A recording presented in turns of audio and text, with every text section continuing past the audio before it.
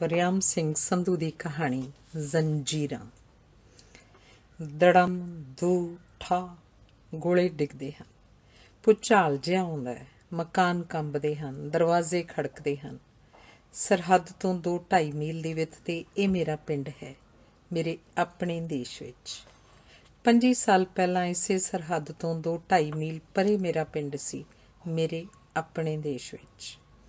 ਫਿਰ ਆਜ਼ਾਦੀ ਆਈ, ਮੇਰਾ ਦੇਸ਼ ਨਾ ਰਿਹਾ, ਮੇਰਾ ਪਿੰਡ ਨਾ ਰਿਹਾ।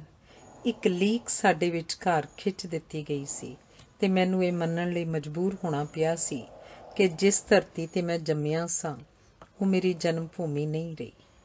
ਉਹ ਪਿੰਡ ਮੇਰਾ ਪਿੰਡ ਨਹੀਂ ਰਿਹਾ, ਉਹ ਦੇਸ਼ ਮੇਰਾ ਦੇਸ਼ ਨਹੀਂ ਰਿਹਾ, ਤੇ ਹੁਣ ਇਹ ਮੇਰਾ ਪਿੰਡ ਹੈ।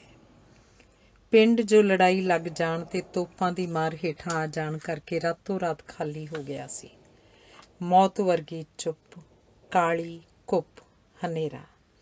ਦੜਮ ਦੂ ਠਾ ਮੇਰੀ ਜਨਮ ਭੂਮੀ ਵਾਲੇ ਦੇਸ਼ 'ਚੋਂ ਮੇਰੇ ਦੇਸ਼ ਤੇ ਮੇਰੇ ਦੇਸ਼ ਵੱਲੋਂ ਮੇਰੀ ਜਨਮ ਭੂਮੀ ਵਾਲੇ ਦੇਸ਼ ਦੀ ਹਿੱਕ ਵਿੱਚ ਗੋਲੀਆਂ ਮਾਰੀਆਂ ਜਾ ਰਹੀਆਂ ਹਨ। ਮਰਨ ਵਾਲੇ ਮਰਦੇ ਜਾਂਦੇ ਹਨ, ਪਰ ਇਹ ਦੇਸ਼ ਦਾ ਨਾਅਰਾ ਜਿਉਂਦੇ ਦਾ ਜਿਉਂਦਾ। ਮੈਂ ਆਪਣੀ ਲਾਸ਼ ਦੇ ਸਿਰਹਾਣੇ ਬੈਠਾ ਹਾਂ, ਇੱਕ ਰਿਟਾਇਰਡ ਫੌਜੀ ਜੋ ਅੱਜ ਜ਼ਿੰਦਗੀ ਤੋਂ ਵੀ ਰਿਟਾਇਰ ਹੋ ਗਿਆ। ਬੈਠਾ ਹਾਂ ਤਾਂ ਕਿ ਤੁਹਾਡੇ ਨਾਲ 2 ਗੱਲਾਂ ਕਰ ਜਾਵਾਂ। ਸਾਰੀ ਉਮਰ ਮੇਰੇ ਅੰਦਰ ਕਈ ਪ੍ਰਸ਼ਨ ਇਕੱਠੇ ਹੁੰਦੇ ਰਹੇ ਹਨ, ਇੱਕ ਅਸਹਿ ਬੋਝ ਵਾਂਗ। ਇਹ ਬੋਝ ਮੈਂ ਤੁਹਾਡੇ ਨਾਲ ਗੱਲਾਂ ਕਰਕੇ ਹੌਲਾ ਕਰਨਾ ਚਾਹੁੰਦਾ। ਅੱਜ ਮਰਨ ਤੋਂ ਪਿੱਛੋਂ ਬੇਝਿਜਕ ਹੋ ਕੇ ਮੈਨੂੰ ਤੁਹਾਡੇ ਨਾਲ ਗੱਲਾਂ ਕਰਨ ਦਾ ਮੌਕਾ ਮਿਲਿਆ। ਤੁਸੀਂ ਕਹਿ ਸਕਦੇ ਹੋ ਕਿ ਹੁਣ ਤਾਂ ਮੈਂ ਭਲਾ ਮਰ ਗਿਆ, ਪਰ ਜਦੋਂ ਜਿਉਂਦਾ ਸਾਂ ਉਦੋਂ ਵੀ ਮੇਰੇ ਵਿੱਚ ਜਿਉਂਦੇ ਬੰਦਿਆਂ ਵਾਲੇ ਕਿਹੜੇ ਚਿੰਨ੍ਹ ਸਨ। ਮੈਂ ਤੁਹਾਡੇ ਵੱਲੋਂ ਕੀਤਾ ਜਾਣ ਵਾਲਾ ਸੰਭਾਵਿਤ ਪ੍ਰਸ਼ਨ ਐਵੇਂ ਹੀ ਕਰ ਬੈਠਾ, ਕਿਉਂਕਿ ਇਹ ਪ੍ਰਸ਼ਨ ਵੀ ਤਾਂ ਕੋਈ ਜਿਉਂਦਾ ਬੰਦਾ ਹੀ ਪੁੱਛ ਸਕਦਾ, ਤੇ ਤੁਸੀਂ ਜਿਉਂਦੇ ਹੋਵੋ ਇਸ ਵਿੱਚ ਵੀ ਮੈਨੂੰ ਸ਼ੱਕ ਹੈ। ਅੱਜ ਮੇਰੀ ਨਜ਼ਰ ਬੜੀ ਦੂਰ ਤੱਕ ਵੇਖਦੀ ਪਈ ਹੈ, ਪਰ ਮਿੱਤਰੋ, ਜਿਉਂਦਿਆਂ ਵੀ ਮਨੁੱਖ ਦੇ ਲਾਸ਼ ਬਣੇ ਰਹਿਣ ਵਿੱਚ ਹਮੇਸ਼ਾ ਉਹਦਾ ਆਪਣਾ ਕਸੂਰ ਹੀ ਨਹੀਂ ਹੁੰਦਾ। ਮੇਰੀ ਤਲਖ ਕਲਾਮੀ 'ਤੇ ਨਾਰਾਜ਼ ਨਾ ਹੋਵੋ। ਸੱਚ ਸਦਾ ਤਲਖ ਹੁੰਦਾ ਹੈ, ਤੇ ਇਹ ਸੱਚ ਤੁਹਾਡੇ ਲਈ ਹੀ ਨਹੀਂ, ਮੇਰੇ ਲਈ ਵੀ ਹੈ, ਆਪਾਂ ਸਭਨਾਂ ਲਈ ਹੈ। ਕਿਰਪਾ ਕਰਕੇ ਮੇਰੀਆਂ ਗੱਲਾਂ ਨਜ਼ਰ ਅੰਦਾਜ਼ ਵੀ ਨਾ ਕਰੋ। ਲੜਾਈ ਲੱਗੀ ਹੋਈ ਹੈ ਤੇ ਮੈਂ ਫੌਜੀ ਆਦਮੀ ਹਾਂ। ਮੈਂ ਹੀ ਨਹੀਂ, ਮੇਰਾ ਇੱਕ ਪੁੱਤਰ ਲੜਾਈ ਦੇ ਮੈਦਾਨ ਵਿੱਚ ਹੈ, ਇੱਕ ਪਿਛਲੀ ਲੜਾਈ 'ਚ ਮਾਰਿਆ ਗਿਆ ਸੀ। ਫੌਜੀ ਘਰਾਣਾ ਹੈ ਸਾਡਾ। ਸ਼ਾਇਦ ਤੁਹਾਡੇ 'ਤੇ ਕੋਈ ਅਸਰ ਹੋਣਾ ਸ਼ੁਰੂ ਹੋ ਗਿਆ ਹੈ, ਤੁਹਾਡੇ ਚਿਹਰੇ ਪਿਘਲਣੇ ਸ਼ੁਰੂ ਹੋ ਗਏ ਹਨ, ਤੁਸੀਂ ਮੇਰੇ ਵੱਲ ਸਤਿਕਾਰ ਭਰੀਆਂ ਨਜ਼ਰਾਂ ਨਾਲ ਵੇਖਣ ਲੱਗ ਪਏ ਹੋ। ਆਖਰ ਫੌਜੀ ਦੇਸ਼ ਦੀ ਖਾਤਰ ਲੜਦਾ ਹੈ, ਲੋਕਾਂ ਦੇ ਬਦਲੇ ਮਰਦਾ ਹੈ, ਤੇ ਘੱਟੋ ਘੱਟ ਇਨੀ ਦਿਨੀ ਤਾਂ ਉਹਦਾ ਸਤਿਕਾਰ ਕਰਨਾ ਤੁਹਾਡਾ ਫਰਜ਼ ਬਣਦਾ ਹੈ। ਤੁਸੀਂ ਬੜੇ ਫਰਜ਼ ਸ਼ਨਾਸ ਹੋ। ਇਹੋ ਹੀ ਤਾਂ ਦਿਨ ਹੁੰਦੇ ਨੇ ਜਦੋਂ ਫੌਜੀ ਦੇਸ਼ ਦਾ ਬਹਾਦਰ ਜਵਾਨ, ਹੱਦਾਂ ਦਾ ਰਾਖਾ, ਸਿਰ ਤਲੀ 'ਤੇ ਧਰ ਕੇ ਲੜਨ ਵਾਲਾ ਮਰਦ ਹੁੰਦਾ ਹੈ। ਅੱਗੋਂ ਪਿੱਛੋਂ ਉਹਨਾਂ ਤੋਂ ਫਰਲਾਂਗ ਦੂਰ ਨੱਕ ਵੱਟ ਕੇ ਲੰਘਣ ਵਾਲੀਆਂ ਕੁੜੀਆਂ ਵੀ ਆਪਣੇ ਵੀਰਾਂ ਨੂੰ ਗਾਨੇ ਬੰਨ੍ਹਦੀਆਂ ਹਨ ਤਾਂ ਕਿ ਉਹ ਹੱਦਾਂ 'ਤੇ ਜਾ ਕੇ ਮਰਦਾਂ ਵਾਂਗ ਲੜੇ ਤੇ ਦੇਸ਼ ਦੀ ਰੱਖਿਆ ਕਰੇ, ਭੈਣਾਂ ਦੀ ਇੱਜ਼ਤ ਬਚਾਏ। ਦੜਮ ਦੂ ਠਾ ਜਿਵੇਂ ਧਰਤੀ ਪਾਟ ਗਈ ਹੋਵੇ, ਗੁਆਂਢ ਦੇ ਕਿਸੇ ਮਕਾਨ 'ਤੇ ਗੋਲਾ ਡਿੱਗਿਆ ਹੈ।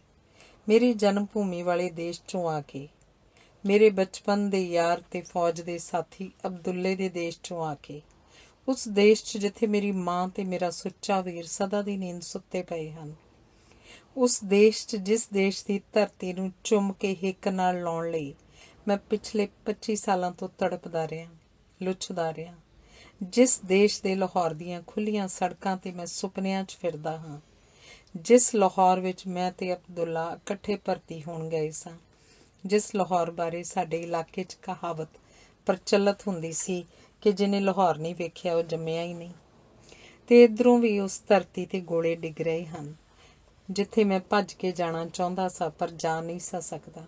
ਉੱਡ ਕੇ ਜਾਣਾ ਚਾਹੁੰਦਾ ਸਾਂ ਤਾਂ ਹੱਦਾਂ ਦੇ ਜਾਲ ਆਕਾਸ਼ ਤਾਈਂ ਉੱਚੇ ਲੱਗੇ ਹੋਏ ਸਨ, ਤੇ ਪਿਛਲੇ 25 ਸਾਲਾਂ ਤੋਂ ਚੜ੍ਹਦੇ ਵੱਲ ਜਾਣ ਦੀਆਂ ਖੁੱਲ੍ਹਾਂ ਤੇ ਲਹਿੰਦੇ ਵੱਲ ਜਾਣ ਦੀਆਂ ਬੰਦਿਸ਼ਾਂ ਤੋਂ ਇੰਜ ਮਹਿਸੂਸ ਕਰਦਾ ਰਿਹਾ ਹਾਂ ਜਿਵੇਂ ਬਹੁਤ ਬਿਮਾਰ ਹੋਵਾਂ ਤੇ ਇੰਨੇ ਸਾਲਾਂ ਤੋਂ ਇੱਕੋ ਵੱਖੀ ਪਰਨੇ ਲੇਟਿਆ ਰਿਹਾ ਹੋਵਾਂ।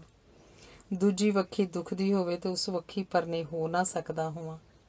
ਜੇ ਹੋਵਾਂ ਤਾਂ ਉਸ ਵੱਖੀ 'ਤੇ ਹੋਏ ਜ਼ਖਮਾਂ ਦੀ ਪੀੜ ਨਾਲ ਤੜਪ ਉੱਠਣਾ ਹੋਵੇ। ਤੇ ਸੱਚ ਜਾਣੋ, ਮੈਂ ਇੱਕ ਪਾਸੇ ਇੰਨੇ ਚਿਰ ਤੋਂ ਲੇਟਿਆ ਹੋਇਆ ਬਹੁਤ ਥੱਕ ਗਿਆ ਸਾਂ। ਉਫ, ਹਾਏ, ਮੇਰਾ ਤੇ ਅਬਦੁੱਲੇ ਦੋਹਾਂ ਦਾ ਦੇਸ਼ ਹੁਣ ਇਕੱਲੇ ਅਬਦੁੱਲੇ ਦਾ ਦੇਸ਼ ਰਹਿ ਗਿਆ ਸੀ। ਮੇਰੇ ਦੋਸਤ ਦਾ ਦੇਸ਼ ਮੇਰੇ ਦੁਸ਼ਮਣ ਦਾ ਦੇਸ਼ ਬਣ ਗਿਆ ਸੀ। ਮੈਂ ਹੈਰਾਨ ਸਾਂ, ਇਹ ਸਭ ਕਿਉਂ ਹੋ ਜਾਂਦਾ ਹੈ? ਅਸੀਂ ਚਾਹੁੰਦੇ ਨਹੀਂ ਹੁੰਦੇ, ਦੇਸ਼ ਬਦਲ ਜਾਂਦੇ ਹਨ। ਅਸੀਂ ਚਾਹੁੰਦੇ ਨਹੀਂ ਹੁੰਦੇ, ਲੜਾਈ ਲੱਗ ਜਾਂਦੀ ਹੈ। ਤੇ ਫਿਰ ਕਿਹਾ ਸਦਾ ਇਹੋ ਜਾਂਦਾ ਹੈ ਕਿ ਸਾਡੀ ਰੱਖਿਆ ਲਈ, ਸਾਡੇ ਭਲੇ ਲਈ ਸਭ ਕੁਝ ਹੁੰਦਾ ਹੈ। ਰਤਾ, ਮੇਰੇ ਤੋਂ ਅਨੁਮਾਨ ਲਾ ਲਓ। ਮੈਂ ਦੂਜੀ ਸੰਸਾਰ ਜੰਗ ਵੇਲੇ ਲੜਿਆ ਸਾਂ। ਕਹਿਣ ਵਾਲੇ ਕਹਿੰਦੇ ਸਨ, ਇਹ ਫਾਸ਼ੀ ਤਾਕਤਾਂ ਤੇ ਜਮਹੂਰੀ ਤਾਕਤਾਂ ਦੀ ਜੰਗ ਹੈ ਤੇ ਹਰ ਫੌਜੀ ਜਮਹੂਰੀਅਤ ਦੀ ਰੱਖਿਆ ਲਈ ਲੜ ਰਿਹਾ ਹੈ। ਪਰ ਮੈਨੂੰ ਤਾਂ ਕੇਵਲ ਇੰਨਾ ਹੀ ਚੇਤਾ ਹੈ, ਮੇਰਾ ਪਿਓ ਕਰਜ਼ੇ ਦੇ ਭਾਰ ਹੇਠਾਂ ਦੱਬਿਆ ਗਿਆ ਸੀ, ਜ਼ਮੀਨ ਗਹਿਣੀ ਪੈ ਗਈ ਸੀ ਤੇ ਮੈਂ ਗਰੀਬੀ ਦੀਆਂ ਜ਼ੰਜੀਰਾਂ ਪੈਰਾਂ ਵਿੱਚੋਂ ਲਾਹੁਣ ਲਈ ਭਰਤੀ ਹੋ ਗਿਆ ਸਾਂ। ਜ਼ੰਜੀਰਾਂ ਤਾਂ ਲੱਥੀਆਂ ਨਹੀਂ ਸਨ, ਪਰ ਮੇਰੇ ਸੱਜੇ ਪੈਰ ਦਾ ਪੰਜਾ ਪੈਰ ਹੇਠਾਂ ਬੰਬ ਆ ਜਾਣ ਕਰਕੇ ਉੱਡ ਗਿਆ ਸੀ ਤੇ ਮੈਨੂੰ ਮਾਮੂਲੀ ਪੈਨਸ਼ਨ ਦੇ ਕੇ ਘਰ ਭੇਜ ਦਿੱਤਾ ਗਿਆ ਸੀ। ਤੇ ਫਿਰ ਆਜ਼ਾਦੀ ਆਈ, ਜਿਸ ਨੇ ਸਾਥੋਂ ਸਾਡੇ ਘਰ ਖੋਹ ਲਏ। ਅਸੀਂ ਸ਼ਰਨਾਰਥੀ ਬਣ ਗਏ। ਕਈ ਸਾਲਾਂ ਪਿੱਛੋਂ ਜ਼ਮੀਨ ਅਲਾਟ ਹੋਈ, ਉਹ ਵੀ ਅੱਧ ਪਚੱਧੀ। ਆਜ਼ਾਦ ਦੇਸ਼ ਵਿੱਚ ਵੀ ਉਹ ਜ਼ੰਜੀਰਾਂ ਨਹੀਂ ਲੱਥੀਆਂ ਸਨ ਜਿਨ੍ਹਾਂ ਨੂੰ ਲਾਹੁਣ ਲਈ ਮੈਂ ਭਰਤੀ ਹੋਇਆ ਸਾਂ, ਤੇ ਸ਼ਾਇਦ ਅਗਲੀ ਪੀੜ੍ਹੀ ਉਹ ਜ਼ੰਜੀਰਾਂ ਲਾ ਸਕੇ। ਮੈਂ ਵੱਡੇ ਦੋਵੇਂ ਪੁੱਤਰ ਭਰਤੀ ਕਰਵਾ ਦਿੱਤੇ ਸਨ, ਸਿਰਫ ਇਸ ਲਈ ਕਿ ਪੈਸਾ ਆਉਂਦਾ ਰਹੇ, ਗੁਜ਼ਾਰਾ ਚੱਲਦਾ ਰਹੇ ਤੇ ਜ਼ਿੰਦਗੀ ਗੁਜ਼ਰ ਜਾਏ। ਜ਼ਿੰਦਗੀ ਦਾ ਖੈਰ ਕੀ ਗੁਜ਼ਰਨੀ ਸੀ। ਪਿਛਲੀ ਭਾਰਤ ਪਾਕ ਜੰਗ ਵਿੱਚ ਛੋਟਾ ਲੜਕਾ ਗੁਜ਼ਰ ਗਿਆ। ਭਾਰਤ ਕਹਿੰਦਾ ਸੀ ਪਾਕਿਸਤਾਨ ਨੇ ਸਾਡੇ ਤੇ ਹਮਲਾ ਕੀਤਾ, ਪਾਕਿਸਤਾਨ ਭਾਰਤ ਤੇ ਇਹੋ ਦੋਸ਼ ਲਾਉਂਦਾ ਸੀ। ਮੈਨੂੰ ਸਮਝ ਨਹੀਂ ਸੀ ਆਉਂਦੀ ਠੀਕ ਕੌਣ ਹੈ। ਮੈਨੂੰ ਤਾਂ ਸਿਰਫ ਇੰਨਾ ਪਤਾ ਸੀ ਕਿ ਚੱਕੀ ਦੇ ਇਹਨਾਂ ਪੁੜਾਂ ਵਿੱਚ ਮੈਂ ਤੇ ਮੇਰੇ ਵਰਗਿਆਂ ਦੇ ਪਰਿਵਾਰ ਹੀ ਪਿਸਦੇ ਰਹੇ ਸਨ। ਦੂਜੀ ਜੰਗ ਵਿੱਚ ਮੈਂ ਆਪਣੀ ਜਵਾਨੀ ਗਾਲੀ। ਸੰਨ 47 ਦੀ ਕੱਟਾ ਵੱਢੀ ਨੇ ਮੇਰਾ ਭਰਾ ਮੈਥੋਂ ਖੋਹ ਲਿਆ ਤੇ 65 ਦੀ ਜੰਗ ਨੇ ਮੇਰੀਆਂ ਅੱਖਾਂ ਦਾ ਤਾਰਾ ਤੇ ਜ਼ੰਜੀਰਾਂ ਪੈਰੀਂ ਦੀ ਪੈਰੀਂ ਸਨ। ਹਾਂ, ਮੇਰੀ ਨੂੰਹ ਨੂੰ ਉਸਦੇ ਪਤੀ ਦੀ ਬਹਾਦਰੀ ਦੀ ਵਡਿਆਈ ਕਰਦੇ ਕੁਝ ਸ਼ਬਦ ਮਿਲੇ ਸਨ ਜੋ ਉਸਦਾ ਦਿਲ ਨਹੀਂ ਸਨ ਪਰਚਾ ਸਕੇ। ਦੇਸ਼ ਲਈ ਪਤੀ ਦੇਣ ਵਾਲੀ ਨੂੰ ਇੱਕ ਸਿਲਾਈ ਮਸ਼ੀਨ ਦੇ ਦਿੱਤੀ ਗਈ ਸੀ। ਮਸ਼ੀਨ ਜਿਸ ਨੂੰ ਉਹਨੇ ਜਦੋਂ ਵੀ ਚਲਾਇਆ, ਉਹਦੀਆਂ ਅੱਖਾਂ 'ਚੋਂ ਪਰਲ ਪਰਲ ਅੱਥਰੂ ਵਗੇ ਹਨ। ਮਸ਼ੀਨ ਜਿਹੜੀ ਉਸਦੇ ਇੰਨੇ ਡੂੰਘੇ ਤੇ ਇੰਨੇ ਚੌੜੇ ਜ਼ਖਮ ਨੂੰ ਨਹੀਂ ਸੀ ਸਕੀ। ਤੇ ਲੜਾਈ ਕੋਈ ਵੀ ਸ਼ੁਰੂ ਕਰੇ, ਅਜਿਹੀ ਹਾਲਤ ਵਿੱਚ ਮੈਂ ਲੜਾਈ ਨੂੰ ਚੰਗੀ ਕਿਵੇਂ ਆਖਾਂ? ਸਰਕਾਰਾਂ ਖੁਦ ਵੀ ਤਾਂ ਲੜਾਈ ਨੂੰ ਚੰਗਾ ਨਹੀਂ ਕਹਿੰਦੀਆਂ। ਕਾਨੂੰਨ ਬਣੇ ਹਨ, ਅਸੀਂ ਲੜਦੇ ਹਾਂ ਤਾਂ ਕਿਹਾ ਜਾਂਦਾ ਲੜਨਾ ਮਾਰਨਾ ਕਿਸੇ ਮਾਮਲੇ ਦਾ ਹੱਲ ਨਹੀਂ। ਜੇ ਕੋਈ ਲੜਦਾ ਹੈ, ਕਿਸੇ ਨੂੰ ਮਾਰਦਾ ਤਾਂ ਉਹ ਕਾਨੂੰਨ ਤੋੜਦਾ ਹੈ। ਉਹ ਲੜਨ ਵਾਲਾ, ਉਹ ਮਾਰਨ ਵਾਲਾ ਜੇਲ੍ਹਾਂ 'ਚ ਸੁੱਟ ਦਿੱਤਾ ਜਾਂਦਾ ਹੈ, ਫਾਹੇ ਲਾ ਦਿੱਤਾ ਜਾਂਦਾ ਹੈ। ਪਰ ਸਾਡੇ ਨਾਲ ਇਸ ਤਰ੍ਹਾਂ ਵਰਤਣ ਵਾਲਿਆਂ ਲਈ ਕੋਈ ਜੇਲ੍ਹ ਨਹੀਂ ਬਣੀ। ਕੀ ਇਹਨਾਂ ਨੂੰ ਕੋਈ ਫਾਹੇ ਨਹੀਂ ਲਾ ਸਕਦਾ? ਕਿੱਡੇ ਸਿੱਧੇ ਜਿਹੇ ਸਵਾਲ ਹਨ, ਪਰ ਮੈਨੂੰ ਸਮਝ ਨਹੀਂ ਪੈਂਦੇ। ਮੇਰਾ ਸਭ ਤੋਂ ਛੋਟਾ ਲੜਕਾ ਅਜਿਹੀਆਂ ਗੱਲਾਂ ਮੇਰੇ ਨਾਲ ਕਰਦਾ ਹੁੰਦਾ ਸੀ ਤੇ ਉਹਨੂੰ ਕਿਹਾ ਗਿਆ, ਇਹ ਖਤਰਨਾਕ ਹੈ, ਇਸ ਤੋਂ ਦੇਸ਼ ਦੀ ਸੁਰੱਖਿਆ ਨੂੰ ਖਤਰਾ ਹੈ। ਤੇ ਉਹਨੂੰ, ਜਿਸ ਨੇ ਗਲਤ ਲੜਾਈਆਂ ਲੜਨ ਵਾਲਿਆਂ ਲਈ ਜੇਲ੍ਹਾਂ ਦੀ ਮੰਗ ਕੀਤੀ ਸੀ, ਜੇਲ੍ਹ 'ਚ ਡੱਕ ਦਿੱਤਾ ਗਿਆ ਸੀ। ਦੋਸਤੋ, ਬੌੜੀ, ਮੈਨੂੰ ਸਮਝਾਓ ਰਤਾ, ਇਹ ਕਿਹਾ ਦੇਸ਼ ਹੈ ਜਿਹਦੀ ਰੱਖਿਆ ਲਈ ਮੈਂ ਆਪਣਾ ਇੱਕ ਪੁੱਤਰ ਦੇ ਚੁੱਕਾ, ਦੂਜਾ ਰੱਖਿਆ ਲਈ ਲੜ ਰਿਹਾ ਹੈ ਤੇ ਤੀਜੇ ਤੋਂ ਰੱਖਿਆ ਨੂੰ ਖਤਰਾ ਹੈ। ਤੇ ਅਜਿਹੀ ਹਾਲਤ ਵਿੱਚ ਲੜਾਈ ਲੱਗ ਗਈ। ਮੈਂ ਸੋਚਾਂ ਦੀ ਚੱਕੀ 'ਚ ਪਿਸਦਾ ਜਾ ਰਿਹਾ ਸਾਂ। ਮੇਰੇ ਬੁੱਢੇ ਹੱਡ ਕੜਕ ਰਹੇ ਸਨ, ਮੇਰਾ ਕਿਰਦਾ ਦਿਲ ਧੜਕ ਰਿਹਾ ਸੀ। ਮੈਂ ਸੁਣਿਆ ਵੱਡੀ ਨੂੰ ਨਿਆਣੇ ਸੰਭਾਲਦੀ ਛੋਟੀ ਨੂੰ ਛੇਤੀ ਘਰ ਛੱਡ ਕੇ ਪਿੱਛੇ ਕਿਸੇ ਸੁਰੱਖਿਅਤ ਥਾਂ ਤੇ ਭੱਜ ਜਾਣ ਲਈ ਕਹਿ ਰਹੀ ਸੀ। ਅੜੀਏ ਜਗੀਰੋ, ਸਾਰਾ ਪਿੰਡ ਖਾਲੀ ਹੋ ਗਿਆ। ਲੋਕੀ ਮਾਲ ਡੰਗਰ ਲੈ ਕੇ ਨਿਕਲਦੇ ਜਾਂਦੇ ਨੇ। ਗੁਆਂਢੋਂ ਮਾਈ ਰਾਮ ਕੌਰ ਹੋਰੇ ਵੀ ਸਰਹਾਲੀ ਨੂੰ ਚਲੇ ਗਏ ਨੇ। ਪਰ ਬਾਪੂ ਜੀ ਬਿਮਾਰ ਨੇ, ਇਹਨਾਂ ਤੋਂ ਤੁਰਿਆ ਨਹੀਂ ਜਾਣਾ। ਠੀਕ ਹੈ ਤੇਰੀ ਗੱਲ, ਪਰ ਗੋਲੇ ਪਿੰਡ ਦੇ ਵਿੱਚ ਡਿੱਗਦੇ ਪਏ ਨੇ, ਤੈਨੂੰ ਜਿੰਦ ਨਹੀਂ ਪਿਆਰੀ? ਪਰ ਬਾਪੂ ਜੀ, ਬਾਪੂ ਨਾਲ ਹੁਣ ਮਰ ਜੀਏ? ਅੱਗੇ ਉਹਨਾਂ ਦੀਆਂ ਗੱਲਾਂ ਮੈਂ ਲੇਟੇ ਹੋਏ ਨੇ ਸੁਣ ਲਈਆਂ ਸਨ। ਅਚਾਨਕ ਮੈਂ ਬੂਹੇ ਓਹਲੇ ਖੜੋਤੀ ਨੂੰਹ ਨੂੰ ਵੇਖਿਆ। ਉਹਨੂੰ ਦੁਬਦਾ 'ਚੋਂ ਕੱਢਣ ਲਈ ਮੈਂ ਬੋਲਿਆ, ਜਾਓ ਪੁੱਤ, ਤੁਸੀਂ ਆਪਣੀ ਜਾਨ ਬਚਾਓ, ਮੈਂ ਤਾਂ ਖਾ ਹੰਢਾ ਲਿਆ। ਸਾਰਾ ਪਰਿਵਾਰ ਚਲਾ ਗਿਆ ਸੀ। ਮੈਂ ਪਿੱਛੇ ਇਕੱਲਾ ਰਹਿ ਗਿਆ ਸਾਂ ਤੇ ਆਪਣੇ ਆਪ ਤੇ ਪਤਾ ਨਹੀਂ ਹੱਸ ਰਿਹਾ ਸਾਂ, ਪਤਾ ਨਹੀਂ ਰੋ ਰਿਹਾ ਸਾਂ। ਮੈਂ ਤਾਂ ਖਾ ਹੰਢਾ ਲਿਆ। ਮੇਰੇ ਹੀ ਸ਼ਬਦ ਮੇਰਾ ਮੂੰਹ ਚੜਾ ਰਹੇ ਲੱਗਦੇ ਹਨ। ਮੈਨੂੰ ਆਪਣੀਆਂ ਨੂੰਹਾਂ ਤੇ ਬੱਚੇ ਸ਼ਰਨਾਰਥੀ ਬਣ ਕੇ ਤੁਰੇ ਜਾਂਦੇ ਦਿਸ ਰਹੇ ਸਨ।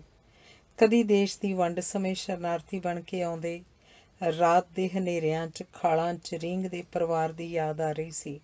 ਸਭ ਤੋਂ ਛੋਟਾ ਉਦੋਂ ਕੁੱਛੜ ਸੀ ਤੇ ਰੋ ਰਿਹਾ ਸੀ, ਚੀਕ ਰਿਹਾ ਸੀ, ਜਿਵੇਂ ਜੋ ਕੁਝ ਉਦੋਂ ਹੋਇਆ ਸੀ ਉਹਦੇ ਵਿਰੁੱਧ ਵਿਦਰੋਹ ਕਰ ਰਿਹਾ ਹੋਵੇ। ਪਰ ਉਹਦੇ ਮੂੰਹ 'ਚ ਕੱਪੜਾ ਦੇ ਦਿੱਤਾ ਗਿਆ ਸੀ, ਉਹਨੂੰ ਚੁੱਪ ਕਰਾ ਦਿੱਤਾ ਗਿਆ ਸੀ। ਪਰ ਹੁਣ ਮੈਂ ਉਹਦੇ ਮੂੰਹ 'ਚ ਕੱਪੜਾ ਨਹੀਂ ਸਾਂ ਦੇ ਸਕਦਾ, ਦੇ ਹੀ ਨਹੀਂ ਸਕਿਆ। ਉਹ ਸੱਚ ਬੋਲਦਾ ਸੀ ਤੇ ਜੇਲ੍ਹ ਚਲਾ ਗਿਆ ਸੀ। ਜੋ ਬੋਲਦੇ ਨਹੀਂ ਸਨ ਉਹ ਭੁੱਖ ਨਾਲ ਮਰ ਰਹੇ ਸਨ, ਦਰਦ ਨਾਲ ਮਰ ਰਹੇ ਸਨ, ਲੜਾਈਆਂ 'ਚ ਮਰ ਰਹੇ ਸਨ ਤੇ ਮੈਨੂੰ ਉਹ ਸਾਹਮਣੇ ਪਈ ਮਸ਼ੀਨ ਦਿਸ ਰਹੀ ਸੀ। ਮੇਰੇ ਪੁੱਤਰ ਦੇ ਮਰਨ ਦਾ ਮੁੱਲ। ਧੜਮ। ਤੋਪ ਦਾ ਗੋਲਾ ਲਾਗੇ ਹੀ ਕਿਸੇ ਮਕਾਨ 'ਤੇ ਡਿੱਗਾ। ਮੇਰੀਆਂ ਅੱਖਾਂ ਅੱਗੇ ਅੱਗ ਹੀ ਅੱਗ ਸੀ। ਉਸ ਅੱਗ 'ਚ ਮੇਰਾ ਸਭ ਤੋਂ ਵੱਡਾ ਪੁੱਤਰ ਕੁੱਦਿਆ ਹੋਇਆ ਸੀ। ਮੇਰੇ ਵੇਖਦੇ ਵੇਖਦੇ ਅੱਗ ਨੇ ਉਹਨੂੰ ਘੇਰ ਲਿਆ। ਲਾਲ ਜੀਭਾਂ ਉਸ ਵੱਲ ਲਪਕੇ ਪਈਆਂ। ਉਹ ਇੱਕਦਮ ਭਵਾਕਾ ਮਾਰ ਕੇ ਬਲਿਆ ਤੇ ਫਿਰ ਬੁੱਝ ਗਿਆ। ਉਸੇ ਛਿਣ ਮੈਨੂੰ ਮਹਿਸੂਸ ਹੋਇਆ ਜਿਵੇਂ ਮੇਰੀ ਛਾਤੀ ਵਿੱਚੋਂ ਅੱਗ ਦਾ ਭਾਂਬੜ ਮੱਚਿਆ ਹੋਵੇ ਤੇ ਮੇਰੇ ਸਿਰ ਵੱਲ ਸਰਕ ਪਿਆ ਹੋਵੇ ਤੇ ਦੂਜੇ ਛਿਣ ਮੈਂ ਵੀ ਬੁੱਝ ਗਿਆ ਸਾਂ, ਮਰ ਗਿਆ ਸਾਂ। ਧੜਮ ਦੋ ਠਾ ਗੋਲੇ ਵਰ ਰਹੇ ਸਨ। ਤੁਹਾਡੇ ਨਾਲ ਗੱਲਾਂ ਕਰਦਿਆਂ ਕਰਦਿਆਂ ਅੰਮ੍ਰਿਤ ਵੇਲਾ ਹੋ ਗਿਆ ਹੈ, ਪਰ ਧਰਤੀ 'ਤੇ ਜ਼ਹਿਰ ਵਹਿ ਰਿਹਾ ਹੈ, ਬੁੱਧ ਫਿੱਟ ਰਹੀ ਹੈ, ਸਰੀਰ ਸੜ ਰਹੇ ਹਨ, ਲਾਸ਼ਾਂ ਬੂਹ ਮਾਰ ਰਹੀਆਂ ਹਨ। ਸੂਰਜ ਦੀ ਲੋ ਲੱਗਣ ਵਾਲੀ ਹੈ। ਗੋਲਾਬਾਰੀ ਰਤਾ ਠੰਡੀ ਪੈ ਗਈ ਹੈ। ਕਦੀ ਕਦੀ ਡਿੱਗਦੇ ਗੋਲੇ ਦੀ ਆਵਾਜ਼ ਕੁਝ ਦੂਰੋਂ ਆਉਣ ਲੱਗ ਪਈ ਹੈ। ਦਰਵਾਜ਼ਾ ਖੜਕਦਾ ਹੈ। ਭਾਰੀ ਫੌਜੀ ਬੂਟਾਂ ਦਾ ਖੜਾਕ ਆਉਂਦਾ ਹੈ। ਦੋ ਜਵਾਨ ਅੰਦਰ ਵੜਦੇ ਹਨ। ਅਗਲਾ ਮੇਰੀ ਲਾਸ਼ ਵੇਖ ਕੇ ਠਿਠਕ ਜਾਂਦਾ ਹੈ, ਫਿਰ ਸ਼ੱਕ ਭਰੀਆਂ ਨਜ਼ਰਾਂ ਨਾਲ ਅੱਗੇ ਵੱਧਦਾ ਹੈ। ਮੇਰੇ ਠੰਡੇ ਪੈਰਾਂ ਨੂੰ ਹਿਲਾ ਜੁਲਾ ਕੇ ਵੇਖਦਾ ਹੈ। ਉਹਨੂੰ ਕੁਝ ਨਹੀਂ ਸੁਣਦਾ, ਪਰ ਮੇਰੇ ਪੈਰੀਂ ਪਈਆਂ ਜੰਜੀਰਾਂ ਦੇ ਖਣਕਣ ਦੀ ਆਵਾਜ਼ ਮੇਰੇ ਜ਼ਹਿਨ ਵਿੱਚ ਗੂੰਜ ਉੱਠਦੀ ਹੈ। ਉਹ ਦੂਜੇ ਸਾਥੀ ਵੱਲ ਮੂੰਹ ਕਰਦਾ ਹੈ। ਇਹ ਤਾਂ ਮਰਿਆ ਪਿਆ। ਦੂਜਾ ਉਹਦਾ ਭਾਵ ਸਮਝਦਾ ਹੋਇਆ ਘਰ 'ਚ ਪਏ ਟਰੰਕ ਫਰੋਲਣ ਲੱਗ ਪੈਂਦਾ ਹੈ। ਦੋਸਤੋ, ਇਹਨਾਂ ਨੂੰ ਕੰਮ ਕਰਨ ਦੇਈਏ, ਮੈਂ ਚੱਲਦਾ। ਉਂਝ ਵੀ ਇੱਥੇ ਖੜੋਤਿਆਂ ਹੁਣ ਸ਼ਰਮ ਆਉਂਦੀ ਹੈ। ਧੰਨਵਾਦ। ਸਰਦਾਰ ਵਰਿਆਮ ਸਿੰਘ ਸੰਧੂ ਦੀ ਕਹਾਣੀ ਹੈ ਜੇਬ ਕਤਰੇ। ਉਹ ਤੁਰਿਆ ਜਾ ਰਿਹਾ ਸੀ, ਦਿਲ ਦਿਮਾਗ ਦੇ ਹਨੇਰੇ 'ਚ ਗੁਆਚਾ ਸੋਚਾਂ ਵਿੱਚ ਗੁੰਮਸੁੰਮ। ਲੱਤਾਂ ਜਿਵੇਂ ਧੜ ਨਾਲ ਰੁੱਸ ਪਈਆਂ ਸਨ। ਉਹ ਤੁਰਨਾ ਨਹੀਂ ਸੀ ਚਾਹੁੰਦਾ, ਬਿਲਕੁਲ ਇੰਜ ਜਿਵੇਂ ਕਿ ਉਹ ਜਿਉਣਾ ਵੀ ਨਹੀਂ ਸੀ ਚਾਹੁੰਦਾ। ਪਰ ਕਿਉਂਕਿ ਉਹ ਨਾ ਚਾਹੁੰਦਿਆਂ ਵੀ ਜਿਉਂ ਰਿਹਾ ਸੀ, ਇਸ ਲਈ ਨਾ ਚਾਹੁੰਦਿਆਂ ਵੀ ਤੁਰਿਆ ਜਾ ਰਿਹਾ ਸੀ। ਘਸੀਟਦੇ ਕਦਮ। ਜ਼ਿੰਦਗੀ ਦਾ ਹਰ ਦਿਨ ਉਸਨੂੰ ਨਵਾਂ ਘਸੀਟਦਾ ਲੜਖੜਾਉਂਦਾ ਕਦਮ ਲੱਗਾ ਤੇ ਕਿੰਨੇ ਲੋਕ ਉਸ ਵਾਂਗ ਅਜਿਹਾ ਜੀਵਨ ਬਤੀਤ ਕਰ ਰਹੇ ਸਨ, ਜਿਹੜੇ ਹਰ ਨਵੇਂ ਦਿਨ ਦੇ ਰੱਥ ਉੱਤੇ ਆਪਣੀ ਮਰੀ ਹੋਈ ਜ਼ਿੰਦਗੀ ਦਾ ਕੋਈ ਨਾ ਕੋਈ ਅੰਗ ਧਰ ਕੇ ਹਨੇਰਿਆਂ ਦੀ ਵਾਦੀ ਵੱਲ ਤੋਰ ਰਹੇ ਸਨ।